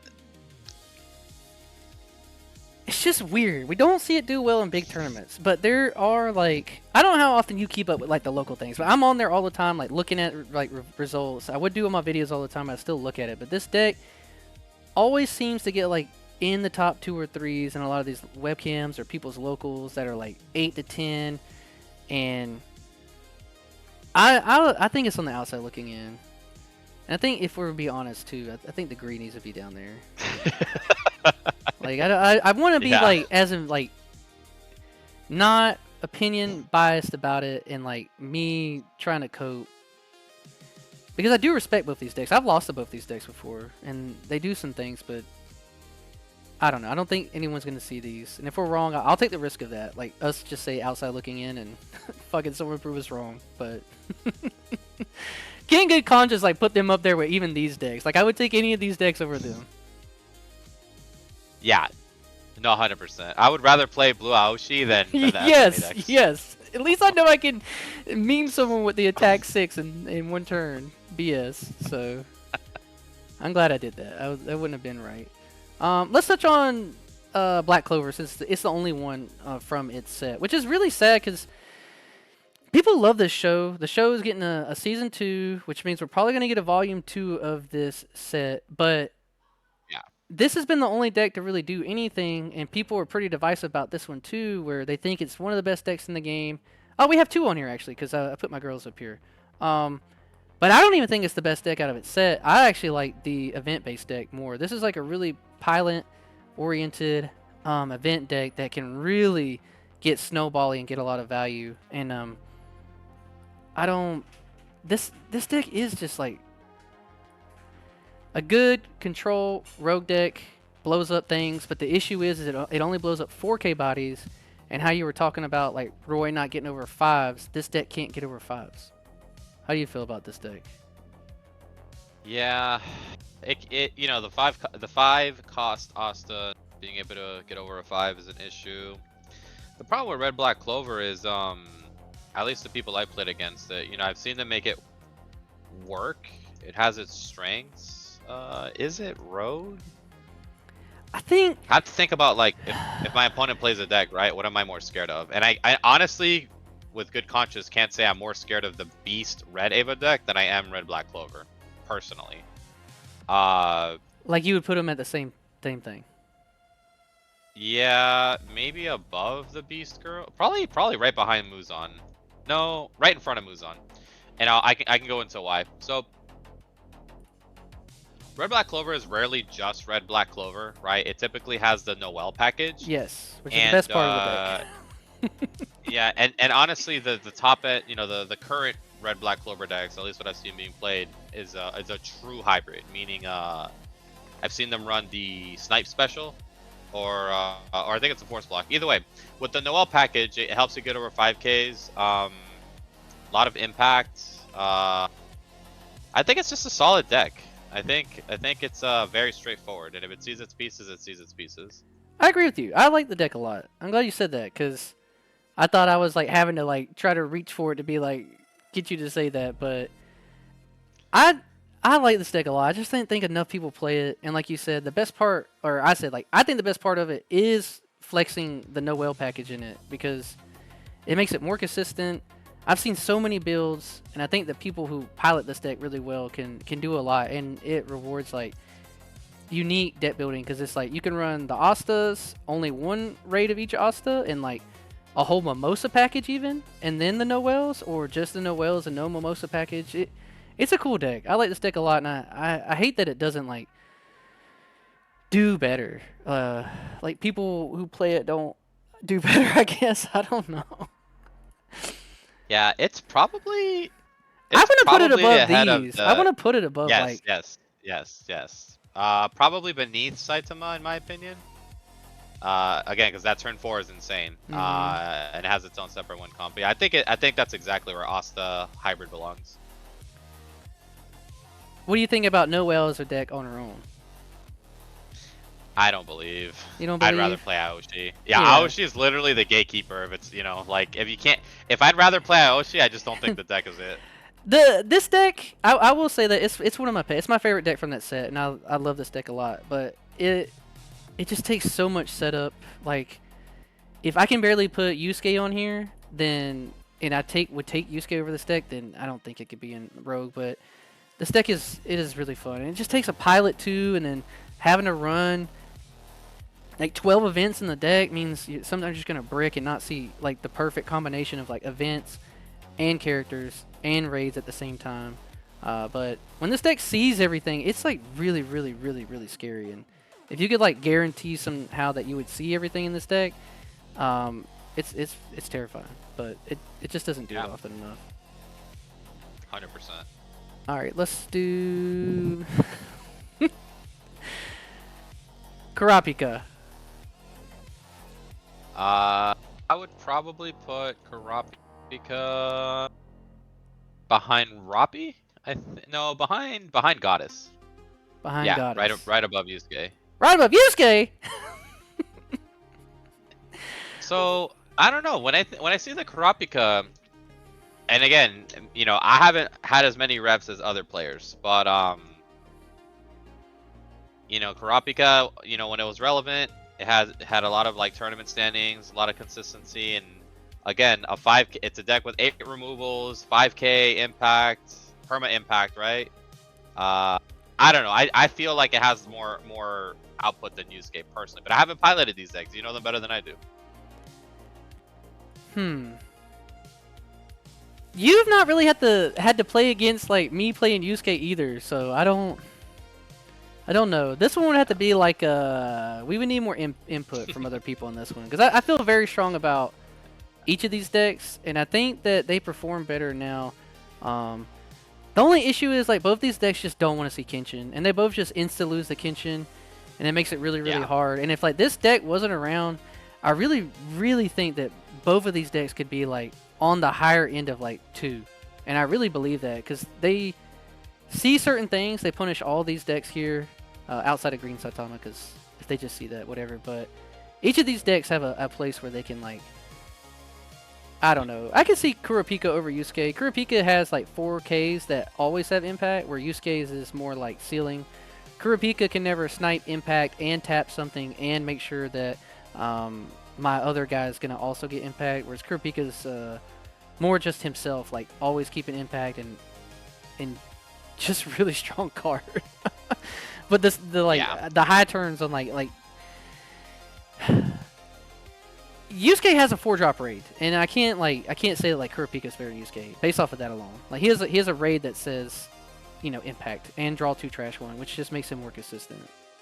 And if like you believe that much in like Kurapika to be here, I would like throw Yusuke like up here. Like that's like the power. That's like the power scaling of to be like up here, like right behind this, because it is super consistent. And you just said like force block, right? The Kurama makes you force block. It has nullify impact, snipe, impact, rest, impact on a 4K that lets you draw a card. It's better than Kurapika. They can't be next to each other. I definitely could say that because these are my 2 favorite decks, and Yusuke has more legs to stand on than Kurapika. So either Kurapika has to go down, which I'm fine with doing, or like I don't know. Yeah, right there, exactly. Just put them next to each other. You're just trying to appease me. No, I'm just saying. No. I do think the Goddess is better than Yusuke. I think Yusuke and yeah, I think that is probably fair. Okay. Yeah. All right. Damn, we forgot another Full Metal Alchemist deck. I like this deck a lot. I don't know how many times you play against this deck, but this deck is good. I'd rather play IOC. No, you're lying. You are lying, bro. No way. I'm literally not. I do not believe in Bradley. Oh no. Okay. Like, oh, I can't even. That's wild. That's wild, dude. Why? Like, I guess like you tell me like why you don't believe in Bradley. Like to where is like not even rogue? There's no way. Well, like if you don't see Bradley, right? What does the deck do? Okay, so I think that the decks that everyone else play are the bad versions to play the deck. Okay. My Bradley is not the same that everyone else Bradley plays, and when I see Bradley lists, I get very, very confused because those Bradley lists run like Kimberly and everything, and I think that is the wrong way to play the deck. I think the deck is like not this Kimberly because it makes you too much of like a ramp into like 5-6 drop cards and brick more often. And I get a little spill here, and I think the deck is just these 3 raids like Envy, Lust, and then King Bradley. I don't think Kimli belongs in the deck at all. And this is like a people flame me, whatever. Then it's just like you control the board with Envy, which always keeps impact, and when it's sideline, you rest something. So it's always a damage on board for the turn, and then when your opponent goes to attack, it takes 2 cards out. So either you take a life, or you take my character and I get 2, and then when attacking, it lets you cycle, which lets you then later do the same father play package that the other decks do, and then Lust is just like a draw engine that lets you draw 2, trash 1. But if you have 10 or more, you just draw 2, draw 3, trash 2, and when sideline, it gives you back a piece to your hand. And that's like my quick spill. I don't know if that like changed your mind on it at all, but I think the Kimli is bait, and the people who play it are living for like high roll, like Kimli, King Bradley. Which if you're trying to do something like that, you might as well play like one of these other build them up, kind of go for damage games where they're like dreaming to get that every turn, which I've seen like people randomly do in videos. But yeah, I think what you said is correct. I think the better King Bradley builds I've seen, you know, have the early game with the Envy and the Lust. It makes a lot more sense. It's more stable. On the list, you know, if we had to like look at it, it's probably, I don't know, it's probably scarier than Uscape and not scarier than Rappi. I can see that. That's like where I was gonna put it Yeah. between like in these decks. Like obviously a lot of my favorite decks are just rogue tier decks. Like these are 3 of my favorite decks, and this is fine with me. We don't have to talk about it anymore. Like if you are okay with putting it there, like I really believe in this deck, and I've seen people win. I think Joey just did it, right? Like it won like his first game of the tournament y'all played like a couple weeks ago. He had it, and he was able to play like Kimberly double Bradley on turn 4, which is like living the dream, and his opponent only hit him for like 2 life or something. I don't know. Not to take anything against him for piling deck. Like he knows what he's doing with the deck, and that's definitely like a way to do it. But that's like living the dream, and I think he still went like 2-1 that day, right? Like it's like I don't know. I really have strong opinions about this deck, as you can tell. But we'll go to something else. I do think it's a good deck. I think the choice builds are you are chasing the highs, or like me, I just want to play with good cards in my deck that always do something. Yeah, no, that's fair. All right. What do you want to touch on next? I'll let you pick. So all of these down here on this bottom row are out of the picture. We still got all of these.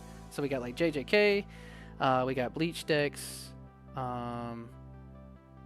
This is technically One Punch Man deck, but we'll put it down here. The Esper Sisters, like same thing with the Event Girls.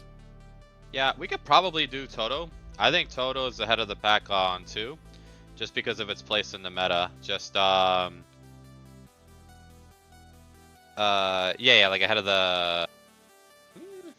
Oh, I was thinking tier 1. You think tier 2? Well, I have to think. Yeah, it's probably. The spread matchup spreads are so good for Toto right now. Yeah, it's probably. That's tough. We can place it somewhere and then come back. Like we'll come back to these. Yeah, it's probably, you could probably leave it there for now. Yeah, because again, there's Spear. I mean, even Kenshin, right? If you swap out their Kaoru, you could really disrupt their whole I guess setup. So, and Toto's always just been solid. Even if it's not a deck that like needs its energy disruption in general is a problem. Yes. So that's probably a good spot for Toto. Touching on Kenshin too, like only having to play with 2 cards on your energy line is BS, bro. Like. Yeah, if you have the double Kaoru, yes, it's wild. like that. Like we didn't even touch on that, but like that is probably like one of the most triggering things about the deck too. Like you just get to play with 2 cards on your energy line, so even when you fall behind, you just get to hard play cards to your front line and not have to worry about like ever playing anything on your back line again. Yeah, but you got to see it, right? If you see your actual 2 out of 4 Kaorus. Yes, yes.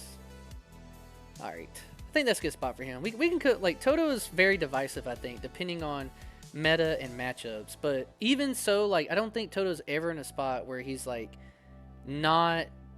I don't care what the meta would be. He'd always be like a top tier rogue deck. I think just because of what he does in the game, he will always be that kind of deck. And I think now he's back in a spot where these decks have to like be kind of scared if they, round 3 you're 3-0, you go into 4-0, and you're the one that got put with the Toto player. Like you're probably still kind of scared about it, like fuck, I really wanted to come here and play against Kenshin and Ava, and now I got to play with the Toto, and I'm out here playing like I don't know, Roy or something. Like you can just get the meta matchups. Yeah, and no matter what you do, Toto does force you to have to play differently if you don't want to lose. Yes, you can't just keep taking damage too. It's too Yeah. much. It's so good. All right, let's stay on JJK then. I'll let you talk about. I'm gonna run to the restroom real quick, and so that way you can Okay. talk about Megumi. I'll be back in 2 seconds. But I'll let you talk about Yeah. him, and I'm just gonna put him here as a placement while you talk about it. For sure. Yeah, so I wanted to put Megumi here because I've seen it happen, right? Or I've seen people who've only played Megumi since day one, put in the hours, put in the work, and I think Megumi has one of the most insane high rolls in the game. It's also one of the first like early decks that just it didn't have hard removal, but it got a lot of value from just going wide with a bunch of oppressive bodies. Like the elephant card is insane, right? Setting up the site, and then if the site pops off with the everything's plus 1,000, Megumi restanding the double attack dogs. I mean, that's a lot of pressure. So it's very stable, very consistent. It's probably still rogue. When he gets back, we'll probably figure out its placing. I would probably put it ahead of yellow siblings. But I think it's a deck that's not being touched upon enough. It's not explored enough. Obviously, into an Ava meta, it's gonna struggle against 5k bodies, and it just depends on how much damage you can pump out in the beginning. But it can pump out a lot of damage in the beginning. It's one of those decks that can really play and cycle through its cards. All right, I'm back. Hey. Where you got it I went going? into it with Megami. It would either have to be above or beneath siblings. Right here? Yeah. I can Yeah, see I that. just went on a rant. It does very similar things. Yeah. Yeah, I just think Yellow Siblings has a little bit better triggers, and it does the job a little bit. It's more stable, but I don't think its high roll is as high as Megumi. So, but yeah, I went on a rant about how incredible and undervalued I think Megumi is. So that's where I would put it. I'm done with that. I've always believed in the deck, and I just want more people to play it and really give it a chance. It has some really unique plays and really unique cards with the rabbit and the elephant now. I think that's just what the deck needed, but I think did you touch on the double action point Megumi? Do you run like do you see that deck in that card in the decks or no? Yes, yeah, I didn't get Yes, to touch yes. base on it, but yes, the card is insane. Yes, that card is really, really good, and I've seen a lot of people who go to build Megumi try to not play that card, and I'm like, you're crazy. It's so good. You don't care that it's 2 action points. That card is so good. Yeah, no, the card is wild. All right. We were on JJK. What are the other JJK decks? Let's go. That's it, right? No. I think it's oh, Tsuchi, right? Sukuna. Sukuna. This can be. This deck has like 8 different ways you can build it. We're just gonna say in general, this deck, just good blue JJK stuff. This can mean you're running the big, humongous in-game new Sukuna card. This could be you're running Yuji and Nanami package. This could be just Nanami package that runs Yuji raids in it. It could be so many different decks, but I think the best version of this deck is the simplest version of this deck, which is just the Yujis and just the Sukunas that are the 4 or 5 drops with the Searcher, and you're still just trying to do that snipe, impact, get value, and just win off of your triggers. How do you feel about this deck? I don't know if you can see where I'm hovering it, but I think... Yeah, no, I can. I think it's actually in front of Mustang, and I'll tell you why. I think the correct way to build the deck is still low to the ground 4 cost. Yes. And because we're in an Ava meta, right, UG bounce denying Wonder is massive, and it has a lot of fantastic life triggers, right? So I think it's just better than Mustang right now. I agree. I'm surprised I don't want to put it higher, but it's just weird because I think this deck gets away with so much of just like high roll BS in it that it makes the deck seem so much better than what it is. Like people just see 3 fingers turn 2 and it skews a lot of the matchups I think into where like you just high roll, and and the triggers are really, really good. And I do just think it's like a tier 2 deck, though. I don't think it's the best deck in the game.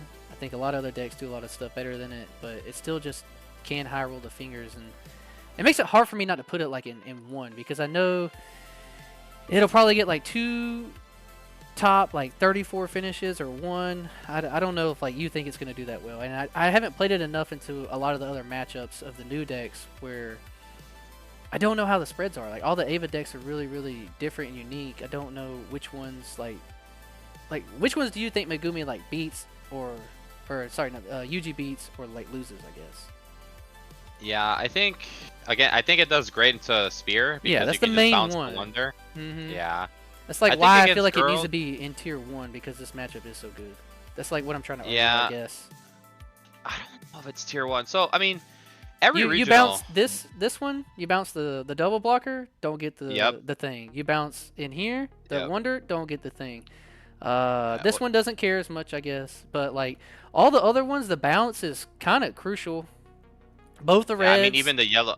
yeah, Even the yellow yellow, girls, right? yep, Like if you bounce the Mari or whatever, they have to waste a turn replaying it. But and every regional, there's been a blue JJK, top 16, top 30, like every single regional. Yes, there's always. been a top blue JJK. Is it there? It's so tough. I think Yeah, it would it's have to be probably ahead of- above these two, like, because these Yeah, two do the yeah. things, but maybe not often enough, Yeah, and the matchups aren't as good. But I think into the meta right now, like, I wouldn't be surprised. Like, this could be.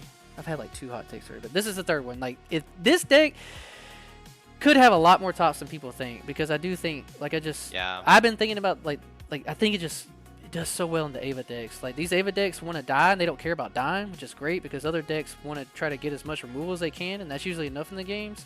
But just you like go in, swing, like check a Yuji in life as any of the Ava decks, and now your mech just got bounced to hand, and you don't have a source of trash for the red one for your big plays. Like, you don't have the. It could be rough. I don't know. Well, even into a song, right? Blue color trigger, UG bounce, sideline denial. Oh yeah, even better because it lights that deck up. I didn't even think about that too because it doesn't have a lot of 4 costs or 4K bodies that are just out there, especially like early. Like, oh yeah, that's a good one too. Or I mean, and it's solid against Kenshin, right? They swing, Yes. you get a UG bounce. Now you've pushed something back into their hand, and now you have a blocker. So. Are we saying? No,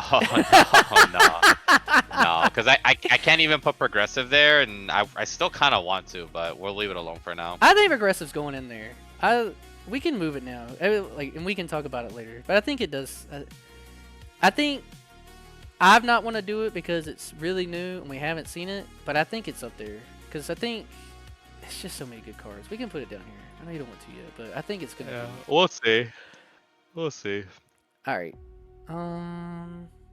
Those... Yeah, there's only like 7 decks left. Yes. All right.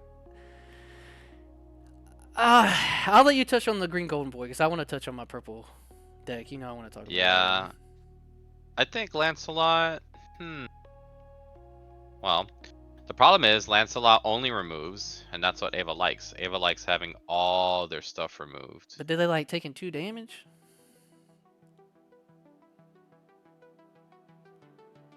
Lancelot is probably. While you're thinking about it, I'll this- talk about it then. I think that Yeah. once again, like these decks that were kind of pushed out, like this gonna be eaten well, man. I'm telling you, like the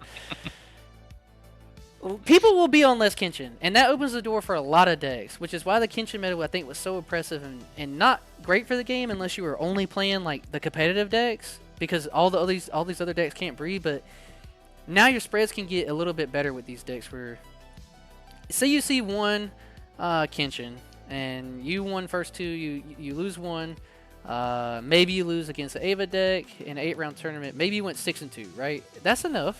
Like, I could see someone going 6-2 with this deck. I think It's maybe probably around right here. behind Toto. Yeah, I think it's right behind Toto. it's got to be somewhere in this, like this. Yeah. It has Maybe more- behind Kikoru. Yeah, I think Honestly, like if we're talking about Kikuru, I think it has to be like above them. It's so fast. It's Yeah. so consistent. I think that feels That's better. true. Blow up a body damage too. It's still pretty good, bro. Like, Yeah, but even though it has more cards, Lancelot still has, it has the consistency issue, right? Where yes, it 8 does. energy is a lot to ask for sometimes. 8 energy so. is a lot to ask for. I think it has to be respected, and I think there's been 2 in recent tournaments through the EX Burst where I saw like one person won. There's like 2 others, excuse me, in like local tournaments where like someone got top 2 or 3 in their locals, and I think people are cooking with it, and I wouldn't be surprised. Well, Lancelot won in Dallas, right? And Yes. then that same player in a Kenshin meta got 15th in the very next regional. Exactly. So. All right, I'll talk about my purple baby. All right, hear me out. I'm listening. I've been priming you for this one with force block, right? I've talked about how good it is. Yeah. Gotta block it. There's 3 other decks that do that, and sometimes that's just really good. Sometimes good enough to win some games. All right, so the force block, impact, really strong. You're taking a life, you get rid of body, it's removal. What do a lot of these Ava decks do when a Gawain gets hit in life on the first check? What do? After you've already played all your specials, say you got your board, and even the second check, I'll even be granted second check, comes down. Because you're going to take the first swing in most of the decks. You hit the Gawain, I think it wins those matchups. Like, I think the Gawain raid in life was really iconic when the game first came out. And now it's back in like a really good spot where that can just like save you a turn in a game where you've already done everything. And now these decks outside of what, like the big one here, right? This one goes to like what, 10k, right? Or something silly like that. Yeah. That one's like in the exception, but the other ones have a hard time. Like you don't care about the double attacker. It's a 3k now. You don't care about this one either. You're blocking it out. You're gonna reduce the spear down to 4. And honestly, that's enough. Like the one pop on a body, like that's still really strong too. I think the worst part about the deck is it's still energy. Like it feels like a deck that plays like Lancelot sometimes. Like I feel like Lancelot almost gets to its 8 energy easier than like Gawain gets to 5. Needing to run those Gurren mechs in it. But I think I like. Obviously, I like this deck. I love it a lot, and I would like my matchup spreads. I'll just say that because it eats up. Like I almost took it to the regional we went to, only because I liked all the matchups in Kaiju, but I didn't think Kaiju was going to be represented enough, and I didn't like the Saito matchup. I thought it was horrible because they just snipe impact over your whatever you got on the front line that's going to potentially take a Gawain raid, and it just loses to it really hard. And I didn't like my matchup into that, but I think it beats a lot of the Kaiju decks pretty solidly, even the 5-drop ones. So, what do you think? Am I coping? Can it be in the 2 or no? Rogue. Yeah, I think right there is fine. Because a lot of what you say makes sense, and purple code Gias is still purple code Gias. I think the problem is a lot of the engine is outdated. It is, yes. Whereas Older cards. almost every other deck above it, the engines are just vastly superior. The only thing I had to think about is I don't know if it does better than Yellow Demon Slayer right now, because again, Yellow Demon Slayer has those updated engines, and an aggro deck into the Ava meta is pretty good. The Yellow Demon Slayer is still rogue, so Gawain is probably fine where it is. Okay, I'll take that. Like I said, I cope a lot for this deck, but I don't try to be unreasonable with it. I think it's got a good spot in the meta. I think if people pick this up, they'll see that it still does some of the good things, and I don't know. We'll see. I could be. This is the one I was going to use my S on if you decided to say no on, because I do think the spreads. Like I only got to practice a little bit with it. I think the spreads into a lot of other decks are pretty solid. I wouldn't say like it just absolutely outright beats any deck, but The turns like also where you just see double Gawain, right? Like that's still just enough to like make your opponent have to either take the life or they're gonna lose their board. And some of these decks here that we've like talked about, these decks don't want to have to do that. They want to keep their bodies, so they're just gonna take the life. Whereas, you know, I don't know. I'm happy with that spot, so I don't really have to talk about it too much anymore. I'll let you talk about. Yeah, I'll let you talk about Renji Rush. What are you thinking? This is just means like I guess.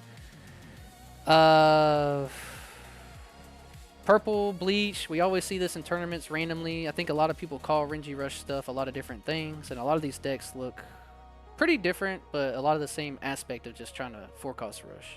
And they keep randomly topping, right? In the one we went to, someone got top 32, right? So I mean. Yeah, but this is a way different game. Yes. I think it's phased out now. Yeah, I think it's outside looking in. I'm gonna be honest. I for the life of me would not imagine it getting top 64. Yeah. Please.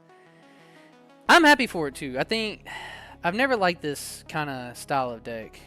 I don't think it's like the enjoyable way to play, I guess. If you're gonna play this, you might as well play the yellow girls, because this is like the new version of that, but way better and way more consistent, and you don't have to raid. And it just took that aspect. This deck just took what like Renji Rush did and like made it a deck that actually was meant to do it and do it well. Wow. Yeah. I agree. Okay. Blue Bleach.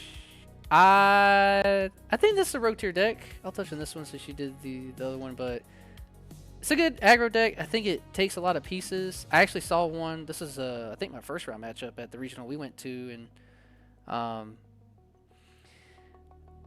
the high roll in this deck is the only reason I want to put it in like this rogue tier. Cause man, when they just see the pieces, the draw one, trash one, draw again. Now the Ichigo is a double attacker. If they see two of those on turn 3, it's pretty bad. Like you're in a tough spot. Like regardless, I think of what deck you are outside of being like having a 5k body already on turn 3, but not many decks can do that. So, yeah, this is where this is my hot take. I think Blue Bleach is above Mustang. Above Mustang. Cool. So I think it has a lot of strengths, right? It has the, again, right, Wonder Denial, right? Bounce Ichigo can deny Wonder. That's true. I didn't think about that. Yeah. It can also deny the red Shinji stuff, right? The on-play Ichigo, right, has the effect to minus, so the 5Ks are irrelevant, right? And it also swings at 5K. So, you know, traditionally the issue of Blue Bleach was the it doesn't do well against, you know, a heavy removal meta. But yeah, so that Ichigo, you know, on play you just bounce whatever you want. It's true. So you can bounce the Wonder or the raids. And then the raid Ichigo, again, on play can minus 2 things by 1500 to help your board get over things. But also, if you resolve the effect correctly, he becomes a 5k himself. Yes. So also a good defensive card. And then honestly, the most important card in that deck is the 2-cost Ichigo. What? Not Rukia? I was trying to predict what you're gonna say. 2-cost. Because not a lot of people are gonna have 35 bodies, right? So this ignores Nullify Impact and it ignores big bodies, and it's a great way to close out the game. It's a good card. I like this card a lot. Yeah. So I think Blue Bleach is really fantastic right now. Again, because we're not in a heavy removal meta. I agree. I'm glad you're so high on this deck. I was trying to lowball it a little bit, like what I was saying, because I think this deck is really strong. I just think enough people don't play it that are like, I don't want to say like good at the game, like, but it takes like a really good pilot. Like all your effects matter a lot. Like you could just play this Ichigo down and not try to get full value. But like you said, the 2-drop can just be like how you press the game, and then bring the Ichigo down when you're trying to really outvalue their board by negging the bodies. And he didn't want to talk about Rukia, but dude, that card's still good. What do they do when like, obviously most turns on like Spear, you're probably like dying, but like you tap the Spear, they still get the effect, I guess. But like just freezing things and like making your opponent have to like move up in front of it or play over it doesn't feel good. Like it's still a really good card. I think my issue with Rukia is a lot of people don't know this, but they think just removing the Rukia is how you get rid of the effect. The card reads that the effect stays in place as long as it's in the front line. So just a pushback Kenshin will get rid of the Rukyo effect. Yes. So it's a lot of value lost. But that's why I thought it didn't do so well until like the last couple metas because of Kenshin. Like that's why like I think it can like breathe. Like a lot of these decks breathe better now that like more people will be playing Ava decks, and this deck is definitely one of them. I definitely think it's like one of the like better control decks, which is like what these decks are doing, right? Like Roy and Asta are like control your board, even the code down here at the bottom, but really good control deck that has multi-attack and stun your board, which is pretty good. Yeah. I'll talk Toshi, I guess. Man, I still really like Toshi. I just don't know enough of the spreads. I think this and the purple bleach decks I think are all really good. I really don't know where to put it. I think the matchups are really good. I don't think that like a couple of the Ava decks like this very much because the red deck has to tap its own things, right, to get the value, and if Toshi comes down and taps your whole backline, you're kind of screwed.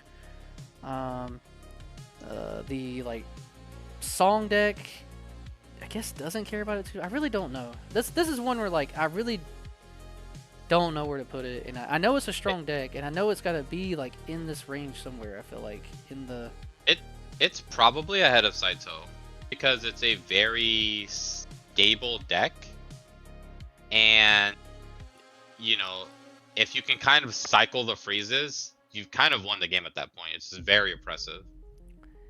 I think Toshi's still one of the best cards in the game. I don't like his effect has stood the test of time. It's so crazy. The other thing with Toshi is if they did it the Wily deck, we would see more Wily, and Toshi is a hard counter to Wily because you need to be able to minus cards, and Kenpachi has protection against that. Oh, you're right. So, yes. Oh god, that sucks. And I played that matchup, right? My opponent had 3 Kenpachis on front, and I could never get my double attack off because I can't minus anything. I can't even special it. No. Yeah, that's kind of crazy because the special in that deck is a -3, -1, right? On either you could stack like it or 2 different bodies. So yeah. Yeah.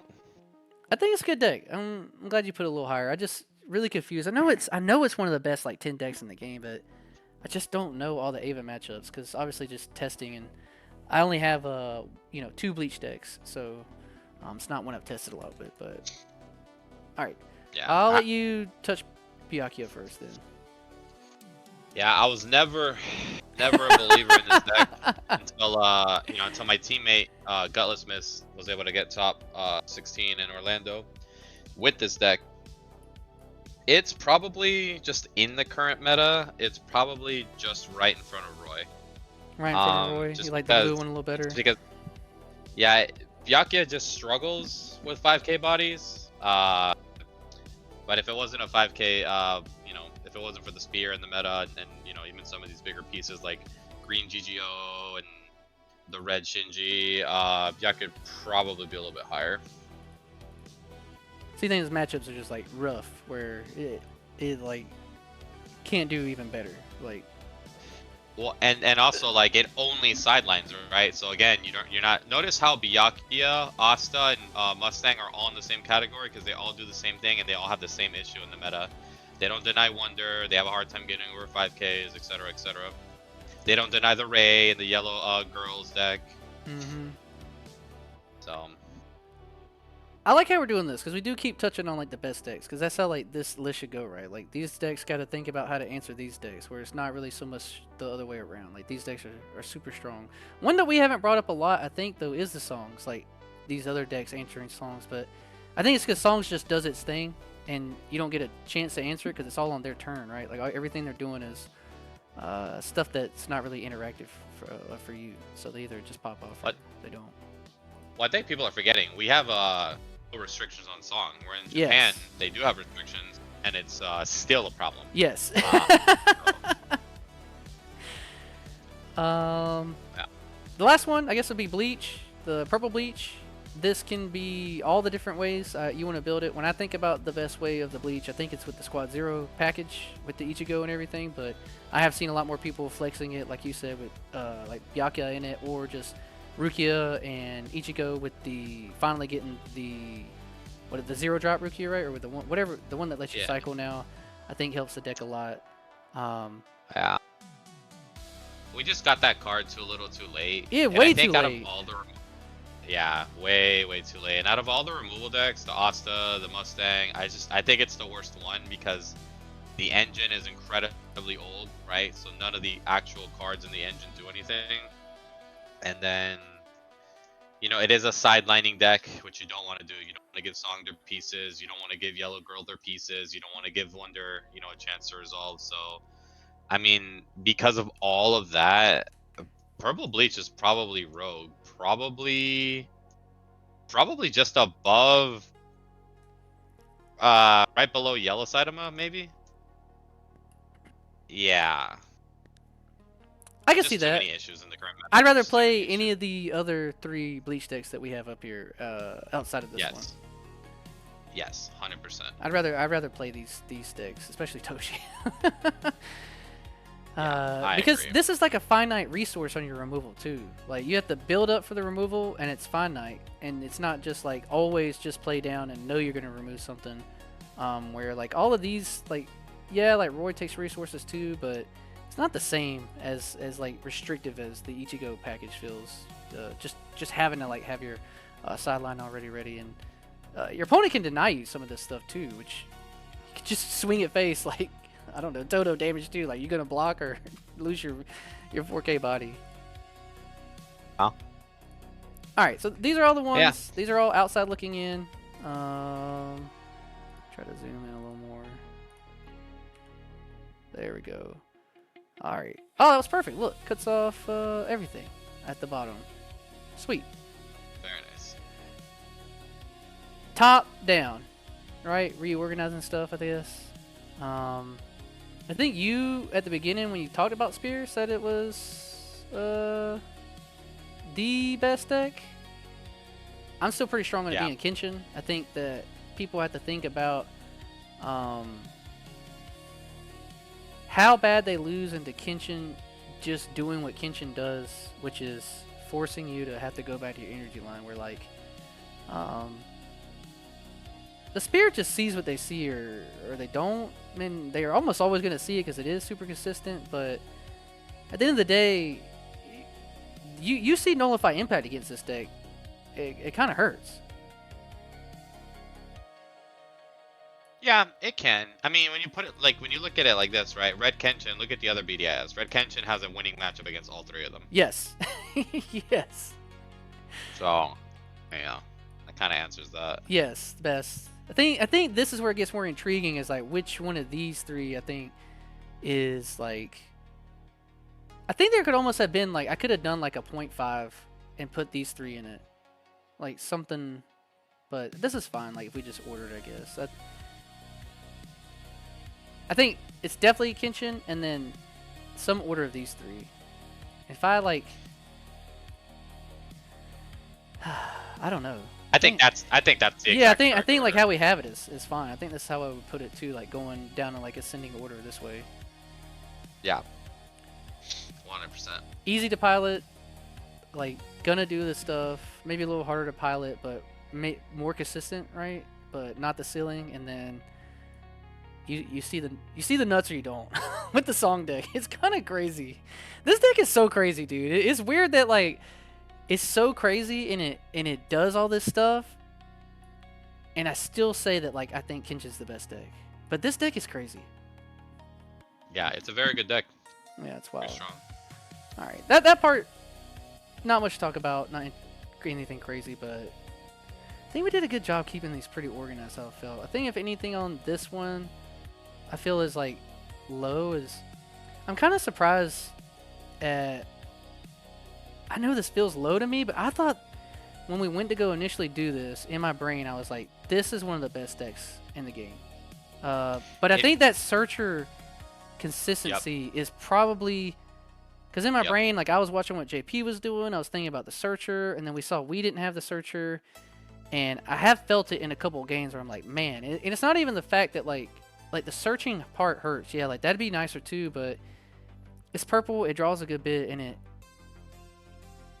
it's just not having that body to raid on. I think is the worst part. It's like having that extra body to raid on, like for your 5 costs. I don't know. I thought this deck would be higher, but this is still, I think, a good spot. If we had the 1-cost searcher, it would easily up here with them. Mm-hmm. Yes, I agree. Yeah. These 3 in front, though, this is like the breaking point for me. I feel like these 4 are like would be like another level, and then everything behind it would be like, I guess, comfortably, I would say like these 8 would be the main 8 decks. I would feel like people will be playing. Yeah, I agree. That'd be like the 8 decks like you had to watch out for. It'd be like these 8 decks for sure, 100%. I think these would be the most represented decks, and I think right behind it would be this deck because it just never dies. People love playing it. I feel like Sinon has to be in front of Taguro, personally, just from what I've seen Sinon players do. I can see it. I can see that. I think this whole bottom part, I would move this down. Like, down here. I don't know. Yeah, I agree. I think that's. I think it's like a good cutoff of like, I do the big thing.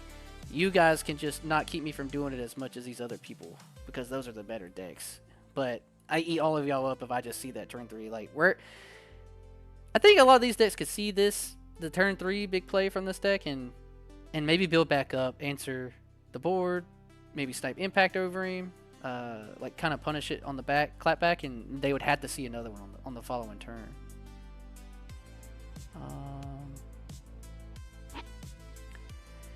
Is this red deck not as good? I mean, me personally, I think it's better than Lancelot and Toto. Yeah. Person.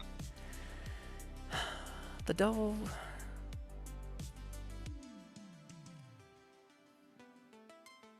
And again, that's just from like me piloting it and my experiences. Like I would always rather play that deck over Toto and Lancelot.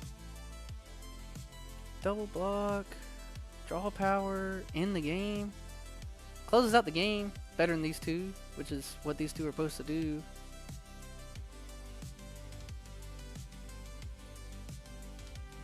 I think this is the one that's, I think this is the one that's making me like. Yeah, that's fair. I don't know. I thinking about how like fast some of these decks are, consistent. If I was gonna play one that would try to end the game, maybe the Ava over it or Toguro. Yeah. I think that's spot on. I think that's what was bothering me. I think this seems, because I could see all these decks, top 32, one of these decks, where like these would still be kind of surprises, I guess, or like maybe one sneaks in. If it's random that like 2 of these, I wouldn't be that surprised, but I'd be surprised if like 2 Suzakus like got in top 32. Right, yeah, I could see one. Right? Yeah, I could see one, but 2, like any of these decks, I wouldn't be surprised. 2 of any of these.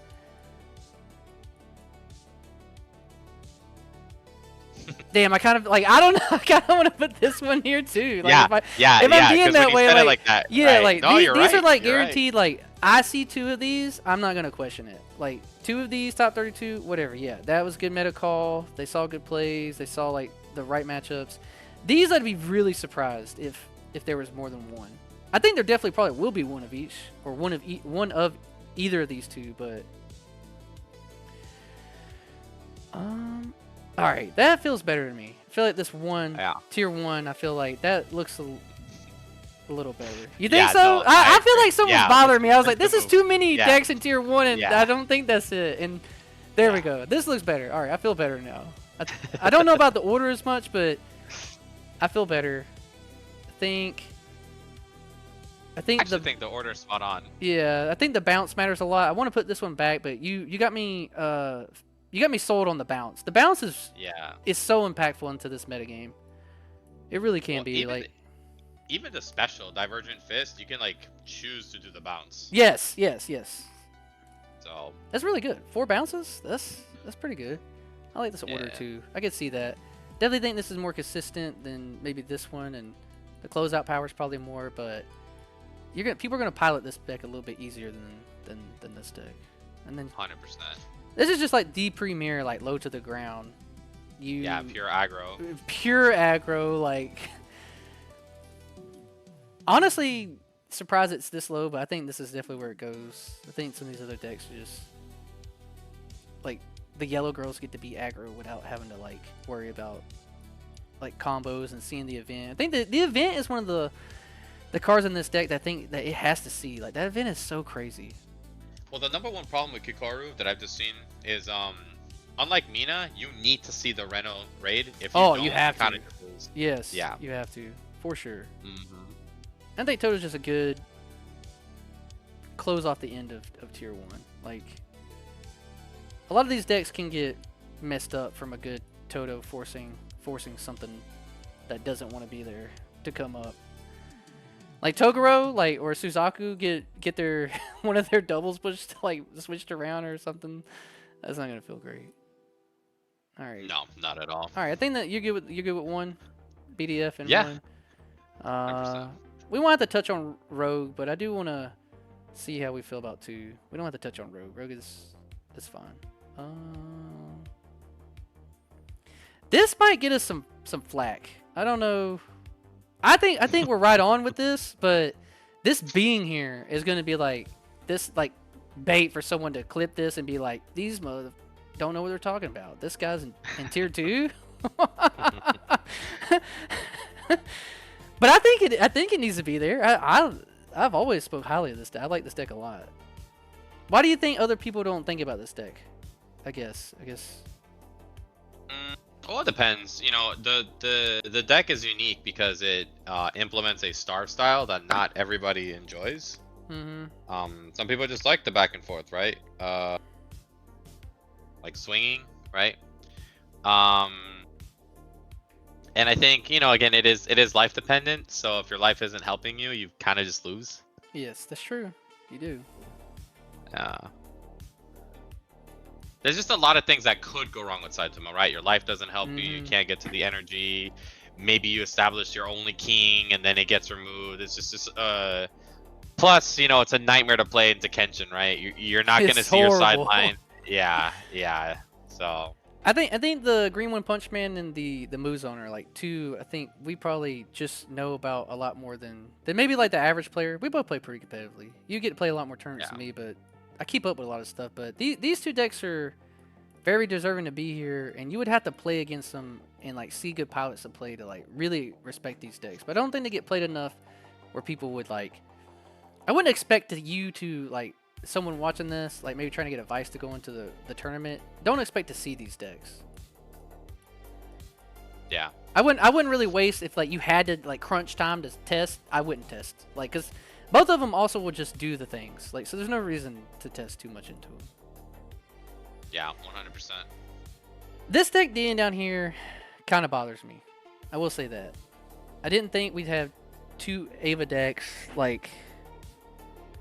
This low compared to some of the other IPs, but it could just be that. I mean, they're still until true, right? Like we didn't put them in rogue, like they're still strong enough to be in this tier 2, but it just seems weird that like the hype for Abra is so high, and I think even though these decks are really good, this is the one that keeps coming up to me. I don't know why. It's a good deck, man. And the thing is, like, compared to the other Ava decks, right? Like, the thing is, we already have like 3 Ava decks basically here, all one, right? I think the thing with Beast, right, is like, you know, low trigger count. That's kind of frustrating, and if you don't get the double attack, reset, double attack, you just kind of feel your deck doing nothing. Yeah. It probably is higher than Muzon. Probably.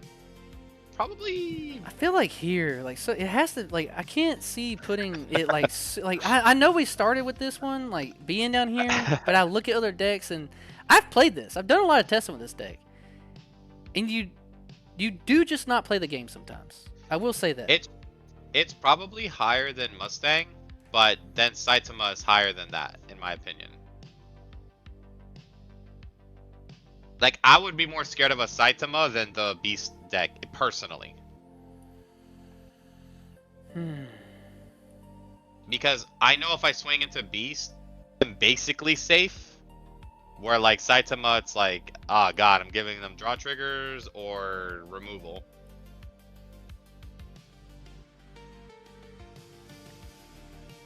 I'm sorry. I'm just thinking. Maybe it is just down here then.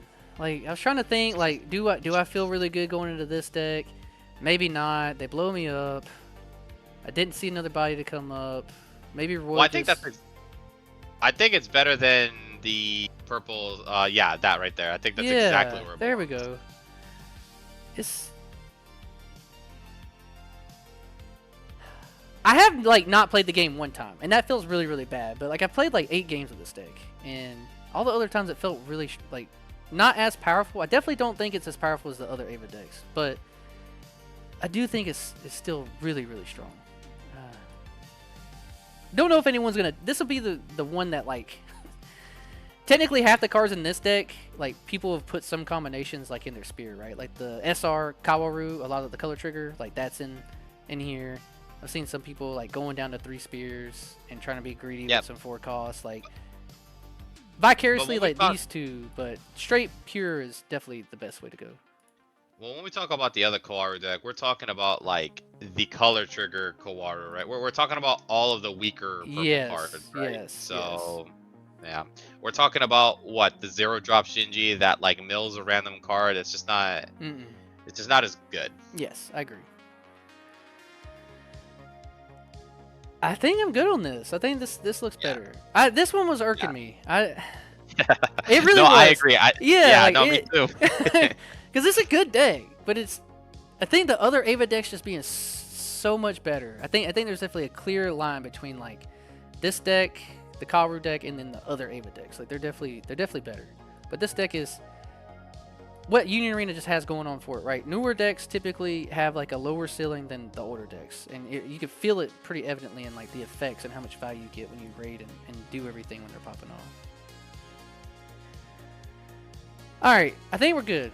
We don't have to go through the rogue. I think this kind of sums it up. I guess one thing, if there is like one random deck, I guess it had to be from this one. It had to be from tier 2, right? Or rogue, you could pick one.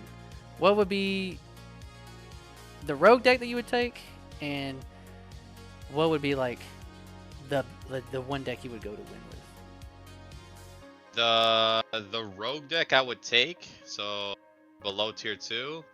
It could be like... It had to be like behind this one. So you could pick anything but behind this one and rogue.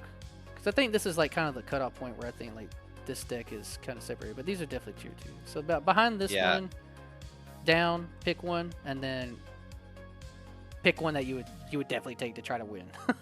Yeah, I think in rogue it would definitely be either Megumi or Yellow Siblings. They're both kind of one and the same. It just depends on... I'd have to actually get reps on them and then feel like which one feels more comfortable just to get used to the spread, matchup spread. So with like your rogue picks, you think that like aggro has a good spot in the meta right now? Because that's what these decks do, right? Kind of like multiple attacks, like doing things like that. Yeah, I would just the goal would be to aggro them down as soon as possible, and then on the crackback once they set up, just find a way to punch a hole in the wall by either getting more attacks in with multi attacks or just removal, right? All right, deck. Oh. I guess it doesn't have to be... I know that you're playing in the upcoming LCQ, right? Yeah, I'm playing this, this weekend. So you don't have to say like what deck you're playing, but what deck do you think is going to win the event? I won't make you say what you're playing, but what deck do you think will win the event? Win the event? What do you think is the deck that's going to win? I want to say Red Kenshin, but I've seen things go horribly wrong with that deck. And I do think more people want to play Spear, and more things can go horribly right with Spear. So I think Spear is probably going to win. Spear is probably going to win? Yeah. Someone is just going to see everything they need to see for 8 rounds. That's just how it goes. Everybody's playing Spear, someone's going to see the nuts. I agree with you. I think that most people are going to pick Spear. I'm still going to pick Kenshin. I really do think that Kenshin will win. I think, for what you're saying, like, someone's going to be playing Kenshin, everything's going to go right for them. But I think that the issue with Kenshin has been lately, and I don't know if you've seen this, people have been trying to get really creative with their deck builds. And I think that is a cool thing to do. But when like the best thing is figured out, like why are people messing with it? Have you seen like people throwing in like more of the Sanosuke raids and random stuff like that in the decks? Do you think people are just playing around for fun in these tournaments trying to experiment? Or you think that's like what people are doing? Because most of the lists I've seen like lately, outside of the person who like won the other week with the Kenshin, right? Like it's just like the normal Kenshin deck. Yeah. Well, I know the Sanosuke tech is actually helpful in the mirror. Yes. So if someone has some Sanosuke hybrid, they should do better in the mirror. So, you know, Red Kenshin's BDIF, it makes sense for your deck to have something in it for it. Like I know the yellow girls. Yeah. There's actually a raidless Ray that is actually very anti-Kenshin. The 4K Nullify Impact Ray. I love that because card. she can't be moved or anything like that. Yep. So it's just a free block against Kenshin. So it makes sense to tech, you know, stuff in for the, you know, #1 deck in the format. Yeah.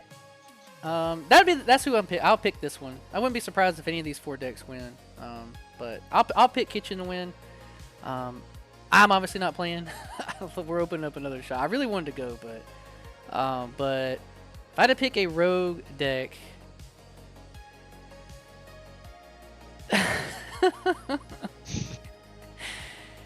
it would be the homunculus deck. I'm serious. Yeah.